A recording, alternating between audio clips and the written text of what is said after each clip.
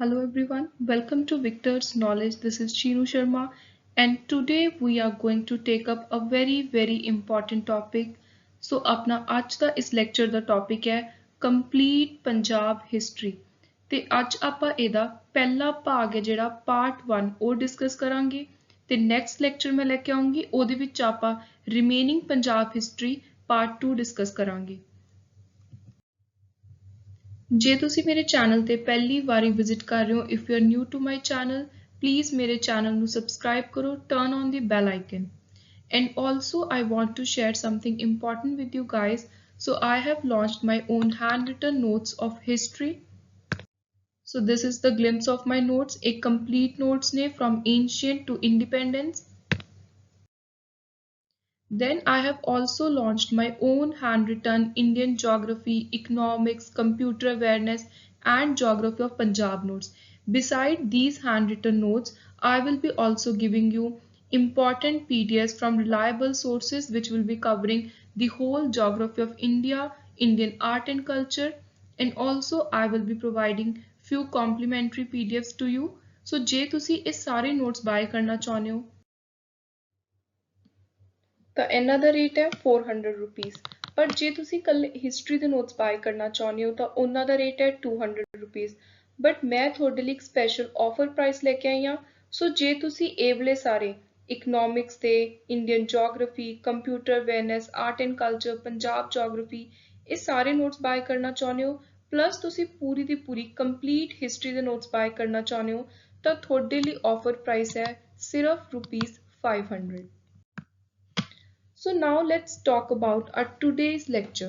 So ਆਪਾਂ ਅੱਜ ਦੇ ਇਸ part 1 of ਪੰਜਾਬ history ਵਿੱਚ ਦੋ important ਚੀਜ਼ਾਂ ਡਿਸਕਸ ਕਰਾਂਗੇ ਨੰਬਰ 1 ਤੇ ancient history ਨੰਬਰ 2 ਤੇ medieval history ਤੇ I would suggest ਕਿ ਤੁਸੀਂ ਇਸ ਵੀਡੀਓ ਦਾ ਇੱਕ ਵੀ ਪੁਆਇੰਟ ਮਿਸ ਨਾ ਕਰੋ ਕਿਉਂਕਿ already ਮੈਂ ਤੁਹਾਡੇ ਲਈ ਬਹੁਤ ਹੀ ਜ਼ਿਆਦਾ ਜੋ ਵੀ ਬਿਲਕੁਲ ਕ੍ਰਿਸਪ ਚੀਜ਼ਾਂ ਨੇ ਉਹ ਲੈ ਕੇ ਆਈ ਹਾਂ ਸੋ ਬਹੁਤ ਪ੍ਰੀਸਾਈਜ਼ ਕੰਟੈਂਟ ਹੈ ਤੁਹਾਡੇ ਲਈ ਬਿਲਕੁਲ ਬੋਰਿੰਗ ਨਹੀਂ ਹੋਊਗਾ ਸੋ ਤੁਹਾਨੂੰ ਜੋ ਵੀ ਐਗਜ਼ਾਮ ਦੇ ਲਈ ਇੰਪੋਰਟੈਂਟ ਫੈਕਟਸ ਦੀ ਜ਼ਰੂਰਤ ਹੈ ਪੰਜਾਬ ਹਿਸਟਰੀ ਨਾਲ ਰਿਲੇਟਡ ਉਹ ਤੁਹਾਨੂੰ ਅੱਜ ਇਸ ਸਾਰਾ ਦਾ ਸਾਰਾ ਵੀਡੀਓ ਦੇ ਵਿੱਚ ਮਿਲੂਗਾ।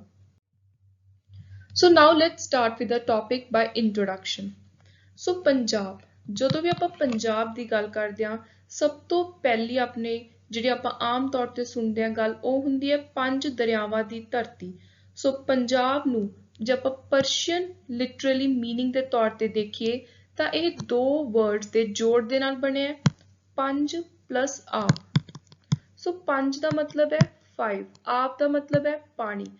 ਸੋ ਇਹਦਾ ਜਿਹੜਾ ਲਿਟਰਲ ਮੀਨਿੰਗ ਹੈ ਪੰਜਾਬ ਵਰਡ ਦਾ ਉਹ ਹੈ ਲੈਂਡ ਆਫ 5 ਰਿਵਰ ਪੰਜ ਦਰਿਆਵਾਂ ਦੀ ਧਰਤੀ।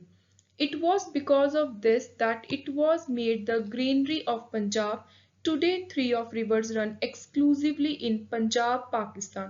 So ਜਿਹੜੀਆਂ ਪੰਜ ਦਰਿਆ ਨੇ ਇਹਨਾਂ ਵਿੱਚੋਂ ਕਹਿੰਦੇ ਤਿੰਨ ਐਕਸਕਲੂਸਿਵਲੀ ਜਿਹੜਾ ਪੰਜਾਬ ਦਾ ਹਿੱਸਾ ਆਜ਼ਾਦੀ ਤੋਂ ਬਾਅਦ ਪਾਕਿਸਤਾਨ ਵਿੱਚ ਚਲਾ ਗਿਆ ਉੱਥੇ ਵਹਿੰਦੀਆਂ ਨੇ ਇਹ ਨਦੀਆਂ ਤੇ ਦੋ ਜਿਹੜੀਆਂ ਰਿਮੇਨਿੰਗ ਨੇ ਉਹ ਇੰਡੀਆ ਦੇ ਵਿੱਚ ਨੇ ਤੇ ਇਵੈਂਚੁਅਲੀ ਇਹ ਵੀ ਜਾ ਕੇ ਮਿਲਦੀਆਂ ਨੇ ਪਾਕਿਸਤਾਨ ਦੇ ਵਿੱਚ। ਸੋ ਜਿਹੜਾ ਪੰਜਾਬ ਨਾਮ ਹੈ ਜੇ ਆਪਾਂ ਗੱਲ ਕਰੀਏ ਵੀ ਇਹ ਵਰਡ ਸਭ ਤੋਂ ਪਹਿਲਾਂ ਕਿੱਥੇ ਵਰਤਿਆ ਗਿਆ ਕਿਹਨੇ ਵਰਤਿਆ ਤਾਂ ਇਹ ਕੁਐਸਚਨ ਬਹੁਤ ਹੀ ਜ਼ਿਆਦਾ ਇੰਪੋਰਟੈਂਟ ਹੈ। ਸੋ ਪੰਜਾਬ ਵਰਡ ਇਹਦੀ ਪਹਿਲੀ ਨੋਨ ਮੈਂਸ਼ਨ ਹੁੰਦੀ ਹੈ writings of ibn ਬਤੂਤਾ the. So 14 sanctuary ਦੇ ਜੇ ਆਪਾਂ ਗੱਲ ਕਰੀਏ ਮਿਡੀਵਲ ਪੀਰੀਅਡ ਦੀ ਤਾਂ ਇਬਨ ਬਤੂਤਾ ਨੇ ਕੁਝ ਆਪਣੀਆਂ ਰਾਈਟਿੰਗ ਸੀ ਉਹਨੇ ਕੁਝ ਲਿਖਿਆ ਸੀ ਚੀਜ਼ਾਂ ਰਚਨਾਵਾਂ ਸੀ ਉਹਨਾਂ ਰਚਨਾਵਾਂ ਦੇ ਵਿੱਚ ਪੰਜਾਬ ਵਰਡ ਦੀ ਵਰਤੋਂ ਕੀਤੀ ਗਈ ਸੀ। ਉਸ ਤੋਂ ਬਾਅਦ 16 ਸੈਂਚੁਰੀ ਦੇ ਵਿੱਚ ਇੱਕ ਕਿਤਾਬ ਆਈ ਸੀ ਤਾਰਿਕ ਏ ਸ਼ੇਰ ਸ਼ਾਹ ਸੂਰੀ 1580 ਦੇ ਵਿੱਚ। ਸੋ ਇਸ ਕਿਤਾਬ ਦੇ ਵਿੱਚ ਸਪੈਸ਼ਲੀ ਮੈਂਸ਼ਨ ਸੀ ਕਿ ਇੱਕ ਕਿਲਾ ਕੰਸਟਰਕਟ ਕੀਤਾ ਸੀ ਸ਼ੇਰ ਖਾਨ ਆਫ ਪੰਜਾਬ ਨੇ। ਸੋ ਉਰੇ ਪੰਜਾਬ ਵਰਡ ਦੀ ਦੂਜੀ ਵਾਰੀ ਵਰਤੋਂ ਕੀਤੀ ਗਈ ਸੀ। ਸੋ ਤੁਸੀਂ ਇਸ ਚੀਜ਼ ਨੂੰ ਚੰਗੀ ਤਰ੍ਹਾਂ ਦਿਮਾਗ 'ਚ ਬਿਠਾ ਲੈਣਾ ਹੈ ਵੀ ਪੰਜਾਬ ਦਾ ਲਿਟਰਲ ਮੀਨਿੰਗ ਕੀ ਹੈ ਸਭ ਤੋਂ ਪਹਿਲੀ ਵਾਰੀ ਕਿਹੜੇ ਇਨਸਾਨ ਨੇ ਪੰਜਾਬ ਵਰਡ ਦੀ ਵਰਤੋਂ ਕਰੀ ਦੈਨ ਨੈਕਸਟ ਸ਼ੇਰ ਖਾਨ ਆਫ ਪੰਜਾਬ ਇਹ ਲਿਖਿਆ ਹੋਇਆ ਸੀ ਤਾਰਿਕ ਏ ਸ਼ੇਰ ਸ਼ਾਹ ਸੂਰੀ ਕਿਤਾਬ ਦੇ ਵਿੱਚ। So the first mentioning of Sanskrit equivalent of Punjab however occur in great epic Mahabharat Panchnath country of 5 river ਕਹਿੰਦੇ ਜਿਹੜਾ ਪੰਜਾਬ ਨਾਲ ਹੀ ਮਿਲਦਾ ਹੋਇਆ ਸੰਸਕ੍ਰਿਤ ਭਾਸ਼ਾ ਦਾ ਵਰਡ ਹੈ ਪੰਚਨਦ। ਇਹ ਤੁਸੀਂ ਵਰਡ ਐਜ਼ ਇਟ ਇਜ਼ ਯਾਦ ਰੱਖਣਾ ਹੈ। ਇਹਦੀ ਵਰਤੋਂ ਕੀਤੀ ਗਈ ਹੈ ਜਿਹੜਾ ਆਪਣਾ ਇੱਕ ਮਹਾਨ ਐਪਿਕ ਹੈ ਮਹਾਭਾਰਤ ਉਹਦੇ ਵਿੱਚ। ਨੈਕਸਟ ਇਸ ਤੋਂ ਬਾਅਦ ਆਇਨ ਏ ਅਕਬਰੀ। ਸੋ ਆਇਨ ਏ ਅਕਬਰੀ ਲਿਖੀ ਸੀ ਅਬੁਲ ਫਜ਼ਲ ਨੇ। ਇਹ ਚਾਹੇ ਤੁਸੀਂ ਇੰਡੀਅਨ ਹਿਸਟਰੀ ਚੱਕ ਕੇ ਦੇਖ ਲਓ, ਚਾਹੇ ਪੰਜਾਬ ਹਿਸਟਰੀ ਦਾ ਕੁਐਸਚਨ, ਇਹ ਕੁਐਸਚਨ ਹਰ ਐਗਜ਼ਾਮ ਦੇ ਵਿੱਚ ਦੇਖਣ ਨੂੰ ਮਿਲਦਾ ਹੈ ਕਿ ਆਇਨ ਏ ਅਕਬਰੀ ਕਿਹਦੇ ਦੁਆਰਾ ਲਿਖੀ ਗਈ ਹੈ। ਸੋ ਇਹ ਬਹੁਤ ਹੀ ਜ਼ਿਆਦਾ ਇੰਪੋਰਟੈਂਟ ਫੈਕਟ ਹੈ। ਸੋ ਆਇਨ ਏ ਅਕਬਰੀ ਵਿੱਚ ਵੀ ਪੰਜਾਬ ਦਾ ਮੈਂਸ਼ਨ ਸੀ ਤੇ ਉਹਦੇ ਵਿੱਚ ਸਪੈਸ਼ਲੀ ਲਿਖਿਆ ਹੋਇਆ ਸੀ ਵੀ ਜਿਹੜੀ ਟੈਰੀਟਰੀ ਸੀ ਪੰਜਾਬ ਦੀ ਉਹ ਲਾਹੌਰ ਤੇ ਮੁਲਤਾਨ ਦੋ ਪ੍ਰੋਵਿੰਸਾਂ ਦੇ ਵਿੱਚ ਵੰਡੀ ਹੋਈ ਸੀ। ਸੋ ਉਸ ਤੋਂ ਬਾਅਦ ਆਇਨ ਏ ਅਕਬਰੀ ਦਾ ਦੂਜਾ ਭਾਗ ਆਇਆ, ਸੈਕਿੰਡ ਵੋਲਿਊਮ ਆਇਆ, ਉਹਦੇ ਵਿੱਚ ਵੀ ਕਹਿੰਦੇ ਦੁਬਾਰਾ ਤੋਂ ਜਿਹੜਾ ਪੰਚਨਦ ਵਰਡ ਸੀ ਉਹ ਵਰਤਿਆ ਗਿਆ ਸੀ। ਦੈਨ ਨੈਕਸਟ ਕਿਹਦੇ ਵਿੱਚ ਪੰਜਾਬ ਦੀ ਵਰਤੋਂ ਹੋਈ, ਤੁਜ਼ੁਕ ਏ ਜਹਾਂਗੀਰੀ। ਸੋ ਮੁਗਲ ਕਿੰਗ ਸੀ ਜਿਹੜਾ ਜਹਾਂਗੀਰ, ਉਹਨੇ ਇੱਕ ਕਿਤਾਬ ਲਿਖੀ ਸੀ ਆਪਣੀ ਆਟੋਬਾਇਓਗ੍ਰਾਫੀ ਤੁਜ਼ੁਕ ਏ ਜਹਾਂਗੀਰੀ, ਜਿਹਦੇ ਵਿੱਚ ਉਹਨੇ ਪੰਜਾਬ ਵਰਡ ਦੀ ਵਰਤੋਂ ਕੀਤੀ ਸੀ। ਸੋ ਇਹ ਆਪਣੇ ਲਈ ਬਹੁਤ ਹੀ ਜ਼ਿਆਦਾ ਇੰਪੋਰਟੈਂਟ ਫੈਕਚੁਅਲ ਇਨਫੋਰਮੇਸ਼ਨ ਹੈ ਕਿ ਪੰਜਾਬ ਵਰਡ ਜੇ ਆਪਾਂ ਹਿਸਟਰੀ ਚੱਕ ਕੇ ਦੇਖੀਏ ਤਾਂ ਉਹਦੀ ਮੈਂਸ਼ਨ ਕਿੱਥੇ ਕਿੱਥੇ ਆ। ਫਿਰ ਹੁਣ ਆਪਾਂ ਨੇ ਥੋੜਾ ਜਿਹਾ ਬੈਕਗਰਾਉਂਡ ਦੇਖ ਲਿਆ, ਪੰਜ ਦਰਿਆਵਾਂ ਦੀ ਧਰਤੀ ਬਾਰੇ ਸੁਣ ਲਿਆ। ਹੁਣ ਆਪਾਂ ਸ਼ੁਰੂਆਤ ਕਰਾਂਗੇ ਏਂਸ਼ੀਅੰਟ ਹਿਸਟਰੀ ਤੋਂ। ਸੋ ਤੁਸੀਂ ਇਹ ਪੂਰੀ ਦੀ ਪੂਰੀ ਪੰਜਾਬ ਹਿਸਟਰੀ ਨੂੰ ਇੱਕ ਸਟੋਰੀ ਦੀ ਤਰ੍ਹਾਂ, ਇੱਕ ਮੂਵੀ ਦੀ ਤਰ੍ਹਾਂ ਆਪਣੀ ਅੱਖਾਂ ਸਾਹਮਣੇ ਲੈ ਕੇ ਆਉਣ ਦੀ ਕੋਸ਼ਿਸ਼ ਕਰੋ ਵੀ ਸਟਾਰਟਿੰਗ ਹੋਈ ਏਂਸ਼ੀਅੰਟ ਹਿਸਟਰੀ ਤੋਂ, ਸਟੋਨ ਏਜ ਤੋਂ, ਕਿਸ ਤਰ੍ਹਾਂ ਦੇ ਲੋਕ ਸੀ, ਕਿਹੜੀ ਕਿਹੜੀ ਜਗ੍ਹਾ ਜਾ ਕੇ ਵਸੇ। ਫਿਰ ਉਸ ਤੋਂ ਬਾਅਦ ਆਪਾਂ ਹੌਲੀ ਹੌਲੀ ਅੱਗੇ ਮਿਡੀਵਲ ਮੁਗਲਸ ਵੱਲ ਜਾਵਾਂਗੇ, ਸਿੱਖੀਜ਼ਮ ਵੱਲ ਜਾਵਾਂਗੇ, ਬ੍ਰਿਟਿਸ਼ਰਸ ਤੱਕ ਪਹੁੰਚਾਂਗੇ। ਸੋ ਹੁਣ ਆਪਾਂ ਸਟਾਰਟ ਕਰ ਰਹੇ ਹਾਂ ਏਂਸ਼ੀਅੰਟ ਹਿਸਟਰੀ ਆਫ ਪੰਜਾਬ ਤੋਂ। ਸੋ ਏਂਸ਼ੀਅੰਟ ਹਿਸਟਰੀ ਦੇ ਵਿੱਚ ਸਭ ਤੋਂ ਪਹਿਲਾਂ ਆਪਾਂ ਦੇਖਾਂਗੇ ਪ੍ਰੀ ਹਿਸਟੋਰਿਕ ਪੰਜਾਬ। ਸੋ ਪ੍ਰੀ ਹਿਸਟੋਰਿਕ ਪੰਜਾਬ ਦੇ ਵਿੱਚ ਬਿਲਕੁਲ ਸਟਾਰਟਿੰਗ, ਜਿੱਥੇ ਤੁਸੀਂ ਇਹ ਮੰਨ ਲਓ ਕਿ ਜਿਹੜੀ ਆਪਣੀ ਸਿਵਿਲਾਈਜੇਸ਼ਨ ਹੈ, ਇਨਸਾਨਾਂ ਦੀ ਸਿਵਿਲਾਈਜੇਸ਼ਨ ਹੈ, ਉਹਨਾਂ ਦਾ ਰਹਿਣ ਸਹਿਣ ਹੈ, ਉਹਦੀ ਸ਼ੁਰੂਆਤ ਹੋਈ ਸੀ ਆਦੀਵਾਸੀਆਂ ਤੋਂ, ਸਟੋਨ ਏਜ ਕਲਚਰ ਤੋਂ। ਸੋ ਪ੍ਰੀ ਹਿਸਟੋਰਿਕ ਪੰਜਾਬ, ਇਹਦੇ ਵਿੱਚ ਆਪਾਂ ਨੰਬਰ 1 ਤੇ ਗੱਲ ਕਰਾਂਗੇ ਸਟੋਨ ਏਜ ਕਲਚਰ ਦੀ, ਜਿਹੜਾ 2.5 ਲੱਖ ਸਾਲ ਪਹਿਲਾਂ ਸਟਾਰਟ ਹੋ ਗਿਆ ਸੀ। ਸੋ ਆਪਾਂ ਜਦੋਂ ਇੰਡੀਅਨ ਹਿਸਟਰੀ ਵੀ ਪੜ੍ਹਦੇ ਹਾਂ ਉਹਦੇ ਵਿੱਚ ਵੀ ਆਪਾਂ ਏਂਸ਼ੀਅੰਟ ਇੰਡੀਆ ਦੇ ਵਿੱਚ ਦੇਖਦੇ ਹਾਂ ਕਿ ਸਟੋਨ ਏਜ ਕਲਚਰ ਹੈ ਜਿਹੜਾ ਉਹ 3 ਭਾਗਾਂ 'ਚ ਵੰਡਿਆ ਜਾਂਦਾ, old stone age, new stone age ਤੇ ਇੱਕ ਹੈ ਵਿੱਚ ਮਿਡਲ ਸਟੋਨ ਏਜ। ਸੋ ਓਲਡ ਸਟੋਨ ਏਜ ਦਾ ਨਾਮ ਹੈ ਪੈਲਿਓਲਿਥਿਕ, ਮਿਡਲ ਦਾ ਨਾਮ ਹੈ ਮੀਜ਼ੋਲਿਥਿਕ ਤੇ ਨਿਊ ਦਾ ਨਾਮ ਹੈ ਨੀਓਲਿਥਿਕ।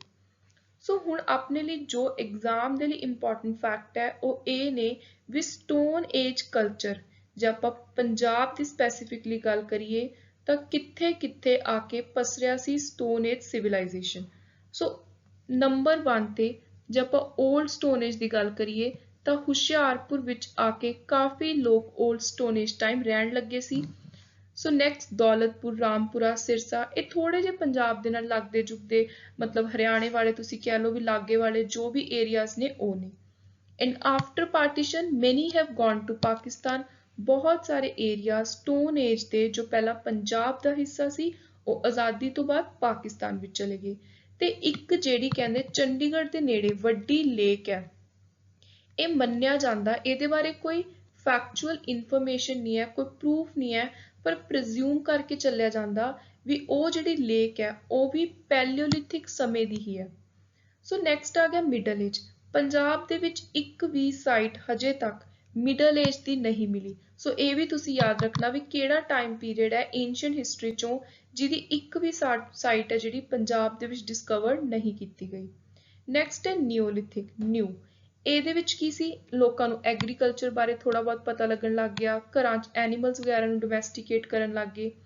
ਸੋ 1963 ਦੇ ਵਿੱਚ ਪਹਿਲੀ ਡਿਸਕਵਰੀ ਹੋਈ ਸੀ ਨੀਓਲਿਥਿਕ ਸਾਈਟ ਦੀ ਰੋਡ ਏਰੀਆ 'ਚ ਤੇ ਡਿੱਬਰ ਇਨ ਬਿਆਸ ਬੇਨਗੰਗਾ ਵੈਲੀ। ਸੋ ਇਹ ਬਹੁਤ ਹੀ ਜ਼ਿਆਦਾ ਇੰਪੋਰਟੈਂਟ ਕੁਐਸਚਨ ਹੈ ਕਿ ਪੰਜਾਬ ਦੇ ਵਿੱਚ ਨੀਓਲਿਥਿਕ ਸਾਈਟ ਕਿੱਥੇ ਤੇ ਕਦੋਂ ਡਿਸਕਵਰ ਹੋਈ।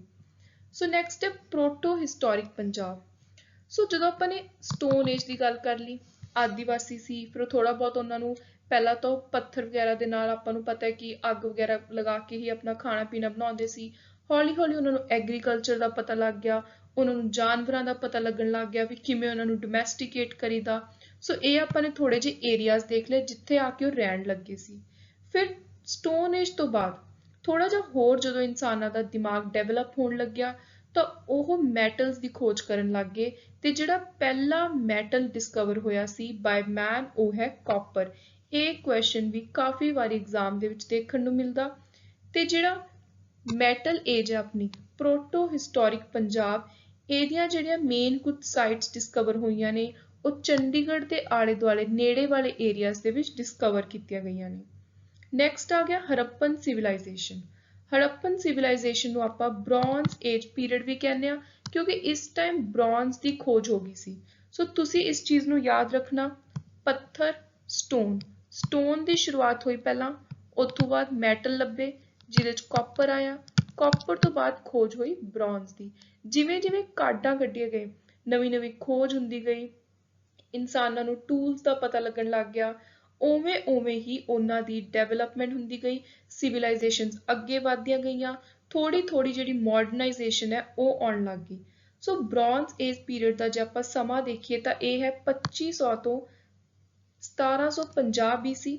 ਸੋ ਇਹਦੀਆਂ ਦੋ ਬਹੁਤ ਹੀ ਇੰਪੋਰਟੈਂਟ ਡਿਸਕਵਰੀਜ਼ ਨੇ ਸਾਈਟਸ ਦੀਆਂ। ਸੋ ਹੜੱਪਨ ਸਿਵਲਾਈਜੇਸ਼ਨ ਦੀ ਪਹਿਲੀ ਸਾਈਟ ਡਿਸਕਵਰ ਕੀਤੀ ਸੀ 1921 ਵਿੱਚ ਦਇਆਰਾਮ ਸਾਨੀ ਨੇ, ਹੜੱਪਾ ਮੌਂਟਗਮਰੀ ਡਿਸਟ੍ਰਿਕਟ ਇਨ ਪਾਕਿਸਤਾਨ। ਸੋ ਇਹ ਤੁਸੀਂ ਯਾਦ ਰੱਖਣਾ ਹੈ, ਇਹ ਪਾਕਿਸਤਾਨ ਦੇ ਵਿੱਚ ਹੈ। ਸੋ RD ਬੈਨਰਜੀ ਨੇ ਫਿਰ ਇਹਦੀ ਦੂਜੀ ਜਿਹੜੀ ਸਾਈਟ ਸੀ ਉਹਦੀ ਡਿਸਕਵਰੀ ਕੀਤੀ, ਮੋਹਨਜੋਦਾਰੋ ਲੜਕਾਨਾ ਡਿਸਟ੍ਰਿਕਟ ਸਿੰਧ ਪਾਕਿਸਤਾਨ। ਸੋ ਇਹ ਦੋਨੋਂ ਉਰੇ ਆਪਾਂ ਪੰਜਾਬ ਦੇ ਅੰਦਰ ਤਾਂ ਪੜ੍ਹ ਰਹੇ ਹਾਂ ਕਿਉਂਕਿ ਪੰਜਾਬ ਪਾਕਿਸਤਾਨ ਆਪਾਂ ਨੂੰ ਪਤਾ ਹੈ ਕਿ ਆਪਣੇ ਉਰੋਂ ਹੀ ਗਿਆ, ਆਪਣਾ ਹੀ ਹਿੱਸਾ ਸੀ। ਸੋ 1947 ਦੇ ਬੰਟਵਾਰੇ ਤੋਂ ਬਾਅਦ ਆਪਾਂ ਵੱਖ ਹੋਏ। ਸੋ ਜਦੋਂ ਇਹ ਡਿਸਕਵਰੀਜ਼ ਕੀਤੀਆਂ ਗਈਆਂ ਉਦੋਂ ਉਹ ਆਪਣਾ ਹੀ ਹਿੱਸਾ ਸੀ, ਇਸੇ ਲਈ ਆਪਾਂ ਇਹਨਾਂ ਨੂੰ ਪੰਜਾਬ ਹਿਸਟਰੀ ਦੇ ਅੰਦਰ ਪੜ੍ਹ ਰਹੇ ਹਾਂ। ਸੋ ਮੌਂਟੋਮੈਗਰੀ ਡਿਸਟ੍ਰਿਕਟ ਹੈ ਜਿਹੜੀ ਇਹ ਵੈਸਟਰਨ ਪੰਜਾਬ ਪਾਕਿਸਤਾਨ ਦਾ ਹਿੱਸਾ ਹੈ। So next is Indus valley civilization. So Harappan civilization ਤੋਂ ਹੀ ਇਹ ਇੰਪੋਰਟੈਂਟ ਸਿਵਲਾਈਜੇਸ਼ਨ ਨਿਕਲਦੀ ਹੈ ਤੇ ਇਹ ਐਗਜ਼ਾਮ ਦੇ ਲਈ ਬਹੁਤ ਹੀ ਜ਼ਿਆਦਾ ਇੰਪੋਰਟੈਂਟ ਹੈ, ਇਸੇ ਲਈ ਮੈਂ ਅਲੱਗ ਤੋਂ ਇਹਨੂੰ ਇੱਕ ਟੇਬਲ ਦੇ ਵਿੱਚ ਪਾਇਆ ਸੋ ਦੈਟ ਤੁਹਾਡਾ ਇੱਕ ਸਪੈਸ਼ਲ ਫੋਕਸ ਜਾਵੇ ਇਹਦੇ ਉੱਤੇ। ਕਿਉਂਕਿ ਪੇਪਰ ਦੇ ਵਿੱਚ ਜੇ ਆਪਾਂ ਏਂਸ਼ੀਅੰਟ ਹਿਸਟਰੀ ਦੀ ਗੱਲ ਕਰੀਏ ਤਾਂ ਸਭ ਤੋਂ ਇੰਪੋਰਟੈਂਟ ਕੁਐਸਚਨ ਬਣਦੇ ਨੇ ਸਾਈਟਸ ਦੇ। ਉਹ ਸਾਈਟਸ ਕਿਹਨੇ ਡਿਸਕਵਰ ਕੀਤੀਆਂ, ਉਹਨਾਂ ਦਾ ਸਾਲ ਤੇ ਮੋਸਟ ਇੰਪੋਰਟੈਂਟਲੀ ਕਿਹੜੇ ਡਿਸਟ੍ਰਿਕਟ ਦੇ ਵਿੱਚ ਪੈਂਦੀਆਂ ਨੇ। ਸੋ ਹੁਣ ਆਪਾਂ ਫਟਾਫਟ ਦੇਖ ਲੈਂਦੇ ਹਾਂ ਕਿ ਪੰਜਾਬ ਦੇ ਵਿੱਚ ਇੰਦਸ ਵੈਲੀ ਸਿਵਲਾਈਜੇਸ਼ਨ ਦੀਆਂ ਕਿਹੜੀਆਂ-ਕਿਹੜੀਆਂ ਸਾਈਟਸ ਨੇ। ਸੋ ਨੰਬਰ 1 ਹੈ ਰੂਪਨਗਰ, ਡਿਸਟ੍ਰਿਕਟ ਰੂਪਨਗਰ। ਇਹਦੇ ਐਕਸਕੇਵੇਟਰ ਦਾ ਨਾਮ ਬਹੁਤ ਇੰਪੋਰਟੈਂਟ ਹੈ, YD ਸ਼ਰਮਾ, 1952-53 ਦੇ ਰਾਉਂਡ ਡਿਸਕਵਰ ਕੀਤਾ ਸੀ। ਨੈਕਸਟ ਹੈ ਕੋਟਲਾ ਨਿਹੰਗ ਖਾਨ, 1929, ਢੇਰ ਮਾਜਰਾ ਬੜਾ। ਇਹ ਚਾਰੋਂ ਹੀ ਰੋਪੜ ਰੂਪਨਗਰ ਡਿਸਟ੍ਰਿਕਟ ਦਾ ਹਿੱਸਾ ਨੇ। ਫਿਰ ਹੈ ਰੋਹੀੜਾ, ਤਹਿਸੀਲ ਅਹਿਮਦਗੜ੍ਹ ਡਿਸਟ੍ਰਿਕਟ, ਹੁਣੇ ਰੀਸੈਂਟਲੀ ਮਲੇਰਕੋਟਲਾ ਦੇ ਅੰਦਰ ਆਇਆ, ਪਹਿਲਾਂ ਇਹ ਸੰਗਰੂਰ ਡਿਸਟ੍ਰਿਕਟ ਦੇ ਅੰਦਰ ਸੀ। ਫਿਰ ਹੈ ਸੰਗੋਲ ਡਿਸਟ੍ਰਿਕਟ ਫਤਿਹਗੜ੍ਹ ਸਾਹਿਬ। ਉਰੇ ਕਾਫੀ ਪੋਟਰੀ ਤੇ ਕਾਪਰ ਆਬਜੈਕਟ ਡਿਸਕਵਰ ਕੀਤੀਆਂ ਗਈਆਂ ਨੇ ਇੰਦਸ ਵੈਲੀ ਸਿਵਲਾਈਜੇਸ਼ਨ ਦੀਆਂ। ਲਾਸਟ ਹੈ ਸੁਨੇਤ, ਇਹ ਆਉਂਦਾ ਜ਼ਿਲ੍ਹਾ ਲੁਧਿਆਣਾ, ਡਿਸਟ੍ਰਿਕਟ ਲੁਧਿਆਣਾ ਦੇ ਅੰਦਰ। ਸੋ ਇਹ ਤੁਸੀਂ 7 ਦੀਆਂ 7 ਜਿਹੜੀਆਂ ਸਾਈਟਸ ਨੇ ਇਹਨਾਂ ਨੂੰ ਐਜ਼ ਇਟ ਇਜ਼ ਲਰਨ ਕਰਨਾ ਹੈ। ਨੈਕਸਟ ਹੈ ਆਰੀਅਨਸ। ਇੰਦਸ ਵੈਲੀ ਸਿਵਲਾਈਜੇਸ਼ਨ ਜਦੋਂ ਪੰਜਾਬ ਵਿੱਚ ਹੋਈ ਤਾਂ ਜਿਹੜਾ ਪੰਜਾਬ ਦਾ ਏਰੀਆ ਸੀ ਉੱਥੇ ਆਰੀਅਨਸ ਨੇ ਆ ਕੇ 1500 BC ਦੇ ਅਰਾਊਂਡ ਸੈਟਲ ਹੋਣਾ ਸ਼ੁਰੂ ਕੀਤਾ। ਸੋ ਪੰਜਾਬ, ਇਹਦਾ ਨਾਮ 5 ਰਿਵਰਸ ਤੋਂ ਆਉਂਦਾ, ਇਹ ਆਪਾਂ ਆਲਰੇਡੀ ਦੇਖ ਚੁੱਕੇ ਹਾਂ ਸਟਾਰਟਿੰਗ, ਚਨਾਬ, ਸਤਲੁਜ, ਬਿਆਸ, ਰਾਵੀ, ਜੇਹਲਮ। ਸੋ ਜਿਹੜਾ ਕਹਿੰਦੇ ਹਿੱਸਾ ਸੀ ਪੰਜਾਬ ਵਾਲਾ ਜਿਹੜਾ ਇੰਦਸ ਵੈਲੀ ਸਿਵਲਾਈਜੇਸ਼ਨ ਦਾ ਪਾਰਟ ਸੀ, ਆਰੀਅਨਸ ਆ ਕੇ ਉੱਥੇ ਸੈਟਲ ਹੋਏ। ਸੋ ਹੁਣ ਆ ਗਏ ਆਪਣੇ ਕਮਿੰਗ ਆਫ ਆਰੀਅਨਸ।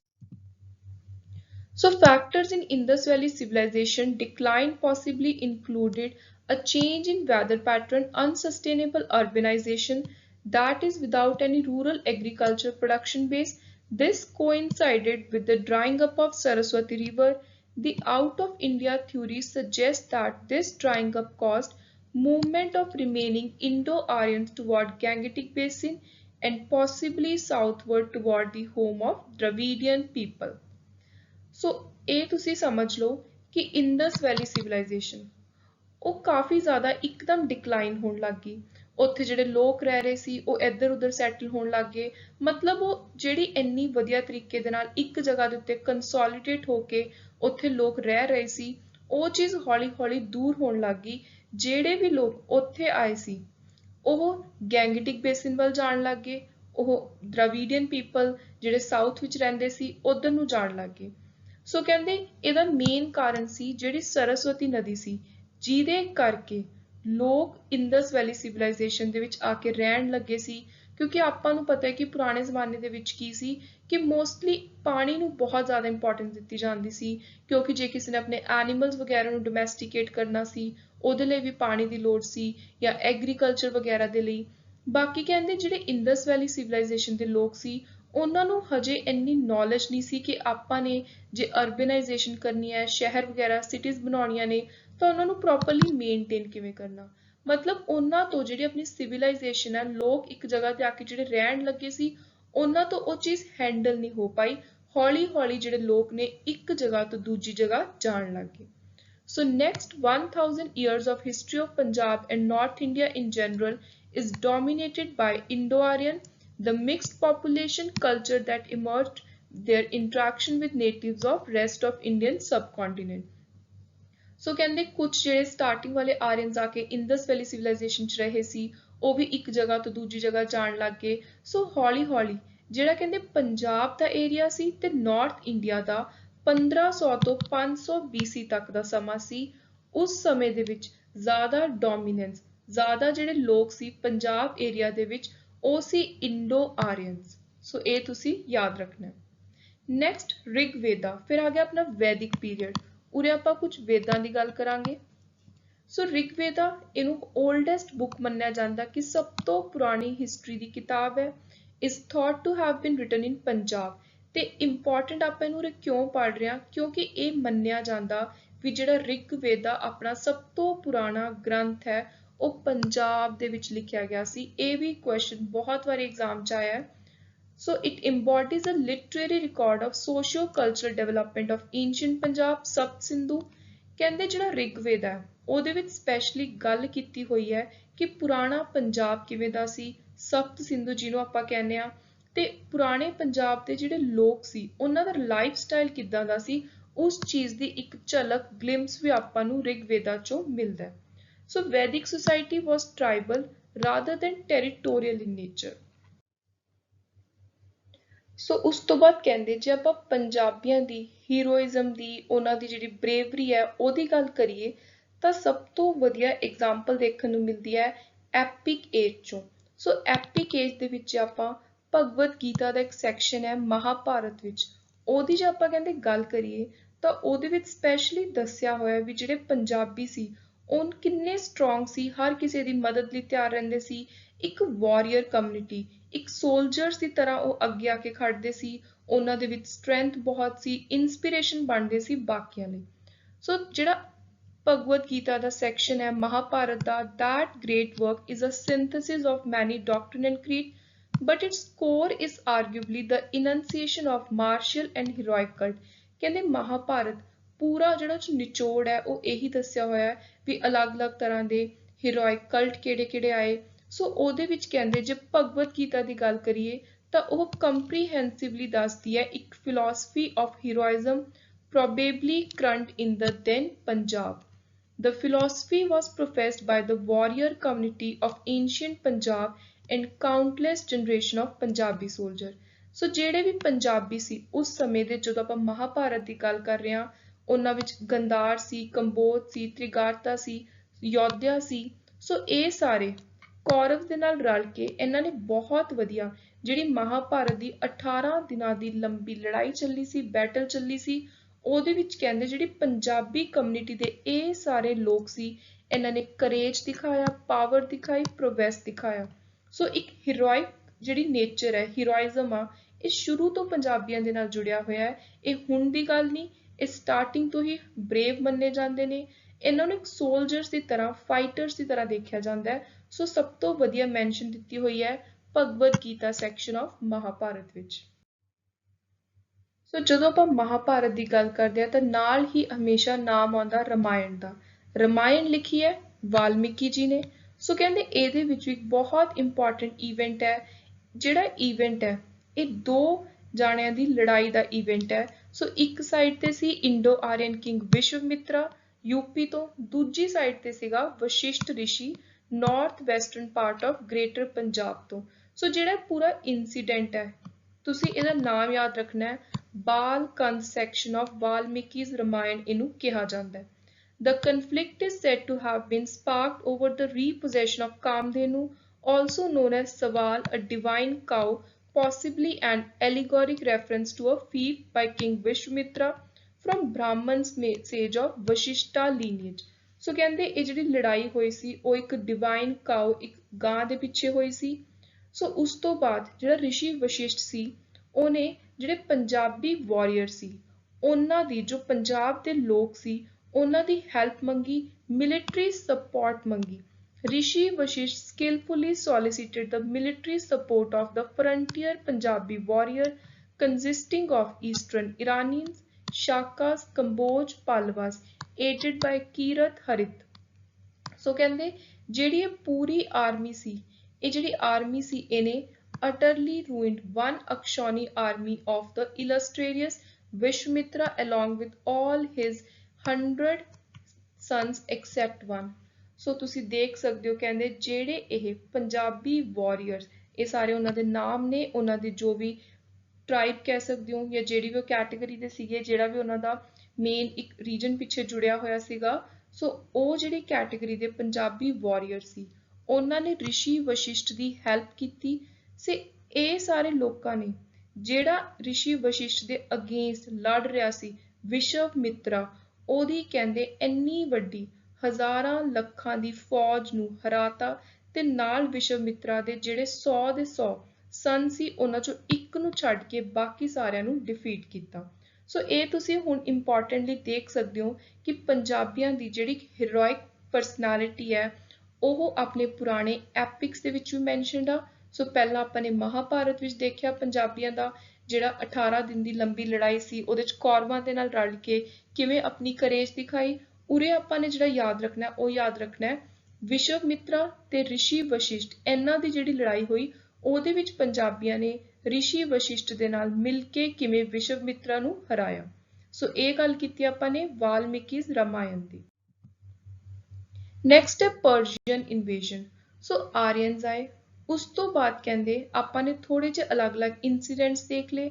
ਹੁਣ ਜਿਹੜੇ ਪਰਸ਼ੀਅਨ ਇਨਵੇਜਨਸ ਹੋਣ ਲੱਗ ਗਈਆਂ, ਜਿਹੜਾ ਪਰਸ਼ੀਆ ਦਾ ਇੰਪਾਇਰ ਸੀ ਉੱਥੋਂ ਲੋਕ ਆਪਣੇ ਅੰਦਰ ਵੱਡੇ ਵੱਡੇ ਰੂਲਰਸ, ਉਹਨਾਂ ਨੂੰ ਪੰਜਾਬ ਦਿਖਣ ਲੱਗ ਗਿਆ, ਇੰਡੀਆ ਦਿਖਣ ਲੱਗ ਗਿਆ। ਸੋ ਕਹਿੰਦੇ ਜਿਹੜਾ ਨਾਰਥ ਇੰਡੀਆ ਸੀ ਜੇ ਉਹਦੇ 'ਚ ਐਂਟਰੀ ਲੈਣੀ ਸੀ ਕਿਸੇ ਨੇ ਤਾਂ ਉਹਨੂੰ ਪੰਜਾਬ ਦੇ ਥਰੂ ਹੋ ਕੇ ਗੁਜ਼ਰਨਾ ਪੈਂਦਾ ਸੀ। ਸੋ ਹੁਣ ਆਪਾਂ ਪਰਸ਼ੀਅਨ ਇਨਵੇਜਨਸ ਪੜਾਂਗੇ। Western part of ancient Gandhar Kamboj, ਇਹ ਗੰਧਾਰ ਤੇ ਜਿਹੜੇ ਕੰਬੋਜ ਸੀ ਇਹ ਗ੍ਰੇਟਰ ਪੰਜਾਬ ਦੇ ਹਿੱਸੇ ਸੀ। ਸੋ ਇਹ ਈਸਟਰਨ ਐਜ ਦੇ ਉੱਤੇ ਸੀ ਪਰਸ਼ੀਅਨ ਐਮਪਾਇਰ ਦੇ। ਬੋਥ ਦਿਸ ਏਂਸ਼ੀਅੰਟ ਕਿੰਗਡਮ, ਇਹ ਦੋਨੋਂ ਸਭ ਤੋਂ ਪਹਿਲਾਂ ਪਰਸ਼ੀਆ ਦੇ ਸ਼ਿਕਾਰ ਦੇ ਵਿੱਚ ਆਏ। ਸੋ ਜਿਹੜਾ ਸਾਇਰਸ ਸੀ, ਸਾਇਰਸ ਦ ਗ੍ਰੇਟ, ਸੋ ਇਹਨੇ ਸਭ ਤੋਂ ਪਹਿਲਾਂ ਟਰਾਈ ਕੀਤਾ, ਫਿਰ ਡੈਰੀਅਸ I ਨੇ। ਇਹ ਤੁਸੀਂ line wise as it is ਯਾਦ ਰੱਖਣਾ ਹੈ। ਦੈਨ ਕਹਿੰਦੇ ancient Greeks also had some knowledge of this area। ਪਰਸ਼ੀਅਨਸ ਤੋਂ ਬਾਅਦ ਜੇ ਆਪਾਂ ਗੱਲ ਕਰੀਏ ਤਾਂ ਗ੍ਰੀਕਸ, ਇਹਦੇ ਬਾਰੇ ਆਪਾਂ ਅੱਗੇ ਪੜਾਂਗੇ ਅਲੈਗਜ਼ੈਂਡਰ ਵਗੈਰਾ ਦੀ। ਸੋ ਉਹਨਾਂ ਨੂੰ ਵੀ ਨੌਲੇਜ ਹੋ ਰਹੀ ਸੀ ਕਿ ਇੱਕ ਏਰੀਆ ਹੈ ਜਿਹੜਾ ਬਹੁਤ ਹੀ ਜ਼ਿਆਦਾ ਫਰਟਾਈਲ ਹੈ, ਜਿਹਨੂੰ ਜੇ ਆਪਾਂ ਆਪਣੇ ਕੰਟਰੋਲ ਦੇ ਅੰਦਰ ਕਰ ਲਈਏ ਤਾਂ ਉੱਥੋਂ ਆਪਾਂ ਨੂੰ ਬਹੁਤ ਜ਼ਿਆਦਾ ਪੈਸਾ ਮਿਲ ਸਕਦਾ ਹੈ। ਸੋ ਡੈਰੀਅਸ I ਇਹਨੇ ਇੱਕ ਗ੍ਰੀਕ ਸਕਾਈਲੈਕਸ ਕੈਰੀਐਂਡਾ ਨਾਮ ਦਾ ਅਪਾਇੰਟ ਕੀਤਾ। ਸੋ ਉਹਨੇ ਡੈਰੀਅਸ ਨੇ ਇਹਨੂੰ ਕਿਹਾ ਵੀ ਤੂੰ ਜਾ ਕੇ ਇੰਡੀਅਨ ਓਸ਼ਨ ਨੂੰ ਐਕਸਪਲੋਰ ਕਰ। ਸੋ ਤੂੰ ਕੀ ਕਰ, ਜਾ ਕੇ ਦੇਖ ਵੀ ਜਿਹੜਾ ਏਰੀਆ ਹੈ ਨਾਰਥ ਇੰਡੀਆ ਦਾ ਜਾਂ ਪੂਰਾ ਆਪਣਾ ਇੰਡੀਅਨ ਏਰੀਆ ਹੈ ਇੰਡਸ ਟੂ ਸੁਇਜ਼, ਸੋ ਤੂੰ ਉਹਦੇ ਥਰੂ ਜਾ, ਇਸ ਰੂਟ ਦੇ ਥਰੂ ਜਾ ਤੇ ਜਾ ਕੇ ਦੇਖ ਵੀ ਉਹ ਏਰੀਏ ਨੂੰ ਆਪਾਂ ਕਿਵੇਂ ਆਪਣੇ ਕੰਟਰੋਲ ਦੇ ਅੰਦਰ ਲੈ ਸਕਦੇ ਹਾਂ। ਸੋ ਡੈਰੀਅਸ ਨੇ ਅਪਾਇੰਟ ਕੀਤਾ ਇੱਕ ਗ੍ਰੀਕ ਸਕਾਈਲੈਕਸ। ਸੋ ਜਿਹੜਾ ਸਕਾਈਲੈਕਸ ਸੀ ਇਹਨੇ ਸਾਰਾ ਵੋਇਜ ਕੀਤਾ, ਸਾਰੀ ਡਿਸਕਵਰੀ ਕੀਤੀ, ਆ ਕੇ ਦੇਖ ਕੇ ਗਿਆ ਤੇ ਇਹਨੇ ਸਾਰੀ ਡਿਸਕਵਰੀ ਦਾ ਨਿਚੋੜ ਲਿਖਿਆ ਇੱਕ ਬੁੱਕ ਵਿੱਚ, ਪੈਰੀਪਲਸ। ਸੋ ਕਹਿੰਦੇ ਜੇ ਆਪਾਂ ਏਂਸ਼ੀਅੰਟ ਗ੍ਰੀਕ ਮੈਪਸ ਦੀ ਗੱਲ ਕਰਦੇ ਹਾਂ ਤਾਂ ਉਹਦੇ ਵਿੱਚ ਜਿਹੜੇ ਇੰਡਸ ਟੂ ਸੁਇਜ਼ ਇਹ ਰਸਤੇ ਦੇ ਥਰੂ ਗ੍ਰੀਕਸ ਜਾਂ ਪਰਸ਼ੀਅਨਸ ਇੰਡੀਆ 'ਚ ਆਉਣ ਲੱਗੇ ਸੀ ਉਸ ਚੀਜ਼ ਬਾਰੇ ਸਪੈਸ਼ਲੀ ਮੈਂਸ਼ਨਡ ਹੈ। So ancient Greek maps we find mention of mightiest river of all the world called Indus and its tributaries Hydaspes, Jhelum, Acacians, Chenab, Hydrotis, Ravi, Hesidros, Satluj and Hyphasis Beas. ਇਹ ਜਿਹੜੇ question ਨੇ Greek names ਨੇ ਇਹਨਾਂ reverse ਦੇ, ਇਹ ਹਰ ਵਾਰੀ ਹਰ ਪੰਜਾਬ ਦੇ exam 'ਚ ਦੇਖਣ ਨੂੰ ਮਿਲਦੇ ਨੇ। ਸੋ ਇਹ ਤੁਹਾਨੂੰ 100% ਯਾਦ ਹੋਣੇ ਚਾਹੀਦੇ ਨੇ। ਸੋ ਹੁਣ ਇੱਕ ਇੰਪੋਰਟੈਂਟ ਮੈਂ ਉਹਦੀ ਚੀਜ਼ ਅਲੱਗ ਤੋਂ ਲਿਖੀ ਹੋਈ ਹੈ, ਸਪੈਸ਼ਲੀ ਇਹਨੂੰ ਮੈਂ ਟੇਬਲ ਦੇ ਵਿੱਚ ਪਾ ਕੇ, ਕਿਉਂਕਿ ਆਪਾਂ ਉਹਦੇ ਡੈਰੀਅਸ ਦੀ ਗੱਲ ਕਰ ਰਹੇ ਹਾਂ। ਬਾਰ-ਬਾਰ ਜਦੋਂ ਆਪਾਂ ਪਰਸ਼ੀਅਨ ਇਨਵੇਜਨ ਦੀ ਗੱਲ ਕਰਦੇ ਹਾਂ ਤਾਂ ਡੈਰੀਅਸ ਦਾ ਨਾਮ ਆਉਂਦਾ, ਪਰ ਜਿਹੜਾ ਅਸਲੀ ਕਿੰਗ ਸੀ ਡੈਰੀਅਸ ਨੇ ਤਾਂ ਸਿਰਫ ਬੇਸਿਕਲੀ ਥੋੜੀ ਬਹੁਤ ਇਨਵੈਸਟੀਗੇਸ਼ਨਸ ਵਗੈਰਾ ਕਰੀਆਂ, ਐਕਸਪਲੋਰੇਸ਼ਨ ਕਰਵਾਈਆਂ। ਮੇਨ ਰੀਅਲ ਕਿੰਗ ਜਿਹਨੇ ਪੰਜਾਬ ਆਕੂਪਾਈ ਕੀਤਾ, ਰੀਅਲ ਪਰਸ਼ੀਅਨ ਕਿੰਗ ਜਿਹਨੇ 516 BC ਦੇ ਵਿੱਚ ਪੰਜਾਬ ਨੂੰ ਆਕੂਪਾਈ ਕੀਤਾ, ਉਹਦਾ ਨਾਮ ਸੀ ਗੁਸਤਸਪ। ਸੋ ਤੁਸੀਂ ਰੀਅਲ ਜੇ ਕਿੰਗ ਪਰਸ਼ੀਆ ਦਾ ਜਿਹਨੇ ਪੰਜਾਬ ਨੂੰ ਆ ਕੇ ਆਕੂਪਾਈ ਕੀਤਾ, ਉਹ ਨਾਮ ਤੁਹਾਡੇ ਤੋਂ ਪੁੱਛਿਆ ਜਾਵੇ ਤਾਂ ਤੁਸੀਂ ਉੱਥੇ ਗੁਸਤਸਪ ਨੂੰ ਟਿਕ ਕਰਨਾ। ਨੈਕਸਟ ਹੈ ਹੁਣ ਗ੍ਰੀਕਸ, ਅਲੈਗਜ਼ੈਂਡਰ ਇਨਵੇਜਨ। ਸੋ ਜਿਹੜਾ ਐਕੇਮੈਨਿਡ ਐਮਪਾਇਰ ਸੀਗਾ ਪਰਸ਼ੀਅਨਸ ਵਾਲਾ, ਉਹਨੂੰ ਅਲੈਗਜ਼ੈਂਡਰ ਨੇ ਓਵਰਨ ਕੀਤਾ। ਉਸ ਤੋਂ ਬਾਅਦ ਜਿਹੜਾ ਅੱਜ ਦਾ ਅਫਗਾਨਿਸਤਾਨ ਹੈ ਆਪਣਾ, ਉਹਦੇ ਵੱਲ ਇਹਨੇ ਮਾਰਚ ਕਰਨੀ ਸ਼ੁਰੂ ਕਰਤੀ ਆਪਣੀ 50,000 ਆਰਮੀ ਦੇ ਨਾਲ। ਸੋ 326 BC ਦੀ ਜੇ ਗੱਲ ਕਰੀਏ ਤਾਂ most of dozen odd political unit of far Gandhar Kamboj fell into Alexander forces. So 326 BC ਤੱਕ ਕਹਿੰਦੇ ਗੰਦਾਰ ਕੰਬੋਜ ਦਾ ਜਿਹੜਾ ਮੇਜਰ ਏਰੀਆ ਸੀ ਉਹ ਅਲੈਗਜ਼ੈਂਡਰ ਦੀ ਆਰਮੀ ਨੇ ਆਪਣੇ ਅੰਦਰ ਲੈ ਲਿਆ ਸੀ। ਉਸ ਤੋਂ ਬਾਅਦ ਫਿਰ ਅਲੈਗਜ਼ੈਂਡਰ ਨੇ ਕੀ ਕੀਤਾ, ਇਹਨੇ ਇੱਕ ਜਗ੍ਹਾ ਫੜ ਲਈ ਇੰਡੀਆ ਦੀ, ਜਿੱਥੇ ਜਿੱਥੇ ਐਂਟਰੀ ਕਰੀ ਜਾਂਦਾ ਸੀ ਉੱਥੋਂ ਦੇ ਜੋ ਮੇਨ ਚੀਫਟੇਨ ਸੀ ਉਹਨਾਂ ਨੂੰ ਕਹਿੰਦਾ ਸੀ ਕਿ ਤੁਸੀਂ ਮੈਨੂੰ ਸਬਮਿਟ ਕਰੋ, ਮੇਰੀ ਅਥਾਰਟੀ ਦੇ ਅੰਦਰ ਆ ਜਾਓ। ਸੋ ਜਿਹੜਾ ਅੰਬੀ ਸੀ ਤਕਸ਼ਿਲਾ ਦਾ ਰੂਲਰ, ਸੋ ਉਹਦਾ ਜਿਹੜਾ ਕਿੰਗਡਮ ਸੀ ਇੰਦਸ ਤੋਂ ਲੈ ਕੇ ਜੇਲਮ ਤੱਕ ਪੂਰਾ ਪਸਰਿਆ ਹੋਇਆ ਸੀ, ਐਕਸਟੈਂਡ ਹੋਇਆ ਹੋਇਆ ਸੀ। ਸੋ ਉਹ ਵੀ ਅਲੈਗਜ਼ੈਂਡਰ ਨੇ ਆਪਣੇ ਅੰਦਰ ਲੈ ਲਿਆ। So after confirming him in his satrapy, Alexander marched against Kamboj highlanders of Kunat and Swat valley. So ਤੁਸੀਂ ਯਾਦ ਰੱਖਣਾ ਹੈ, ਰੂਲਰ ਆਫ ਤਕਸ਼ਿਲਾ ਅੰਬੀ, ਇਹਨੂੰ ਅਲੈਗਜ਼ੈਂਡਰ ਨੇ ਆਪਣੇ ਅੰਦਰ ਲੈ ਲਿਆ। ਫਿਰ ਅਲੈਗਜ਼ੈਂਡਰ ਨੇ ਅੱਗੇ ਜਾ ਕੇ ਕੁਨਾਰ ਸਵੈਟ ਵੈਲੀ ਵਾਲੇ ਜਿਹੜੇ ਏਰੀਆ ਸੀ ਉਹ ਵੀ ਆਪਣੇ ਅੰਦਰ ਲੈ ਲਏ। ਪੰਜਾਬ ਨੂੰ ਅਲੈਗਜ਼ੈਂਡਰ ਨੇ, ਇਹ ਡੇਟ ਬਹੁਤ ਜ਼ਿਆਦਾ ਇੰਪੋਰਟੈਂਟ ਹੈ, 321 BC ਵਿੱਚ ਇਨਵੇਡ ਕੀਤਾ। ਸੋ ਜਦੋਂ ਜਿਹੜਾ ਅਲੈਗਜ਼ੈਂਡਰ ਹੈ ਉਹ ਹਾਈਦਸਪਸ ਵੱਲ ਜਾਣ ਲੱਗ ਗਿਆ ਤਾਂ ਉੱਥੇ ਕੌਣ ਬੈਠਾ ਸੀ, ਪੋਰਸ। ਪੋਰਸ ਕੌਣ ਸੀ, ਜੇਲਮ ਤੇ ਚਿਨਾਬ ਦੇ ਵਿਚਕਾਰਲਾ ਜੋ ਵੀ ਏਰੀਆ ਸੀ ਉਹ ਪੋਰਸ ਦੇ ਅੰਦਰ ਆਉਂਦਾ ਸੀ। ਤੇ ਬੇਸਿਕਲੀ ਪੰਜਾਬ ਵਾਲੇ ਏਰੀਆ ਦੀ ਹੁਣ ਗੱਲ ਕਰ ਰਹੇ ਹਾਂ। ਸੋ ਪੋਰਸ ਨੇ ਮਨਾ ਕਰਤਾ। ਪਹਿਲਾਂ ਜਿਵੇਂ ਅੰਬੀ ਸੀਗਾ, ਸਵੈਤ ਵੈਲੀ ਵਾਲੇ ਰੂਲਰ ਸੀ, ਉਹਨਾਂ ਤੇ ਤਾਂ ਅਲੈਗਜ਼ੈਂਡਰ ਦੇ ਅੱਗੇ ਹਾਰ ਮੰਨ ਲਈ, ਪਰ ਪੋਰਸ ਇੱਕ ਬਹੁਤ ਹੀ ਬਰੇਵ ਰੂਲਰ ਸੀ। ਇਹਨੇ ਕਿਹਾ ਅਲੈਗਜ਼ੈਂਡਰ ਨੂੰ ਕਿ ਮੈਂ ਤੇਰੇ ਅੱਗੇ ਹਾਰ ਨਹੀਂ ਮੰਨਣੀ, ਤੂੰ ਮੇਰੇ ਨਾਲ ਲੜਾਈ ਕਰ, ਦੇਖਦੇ ਆ ਫਿਰ ਕੌਣ ਜਿੱਤਦਾ।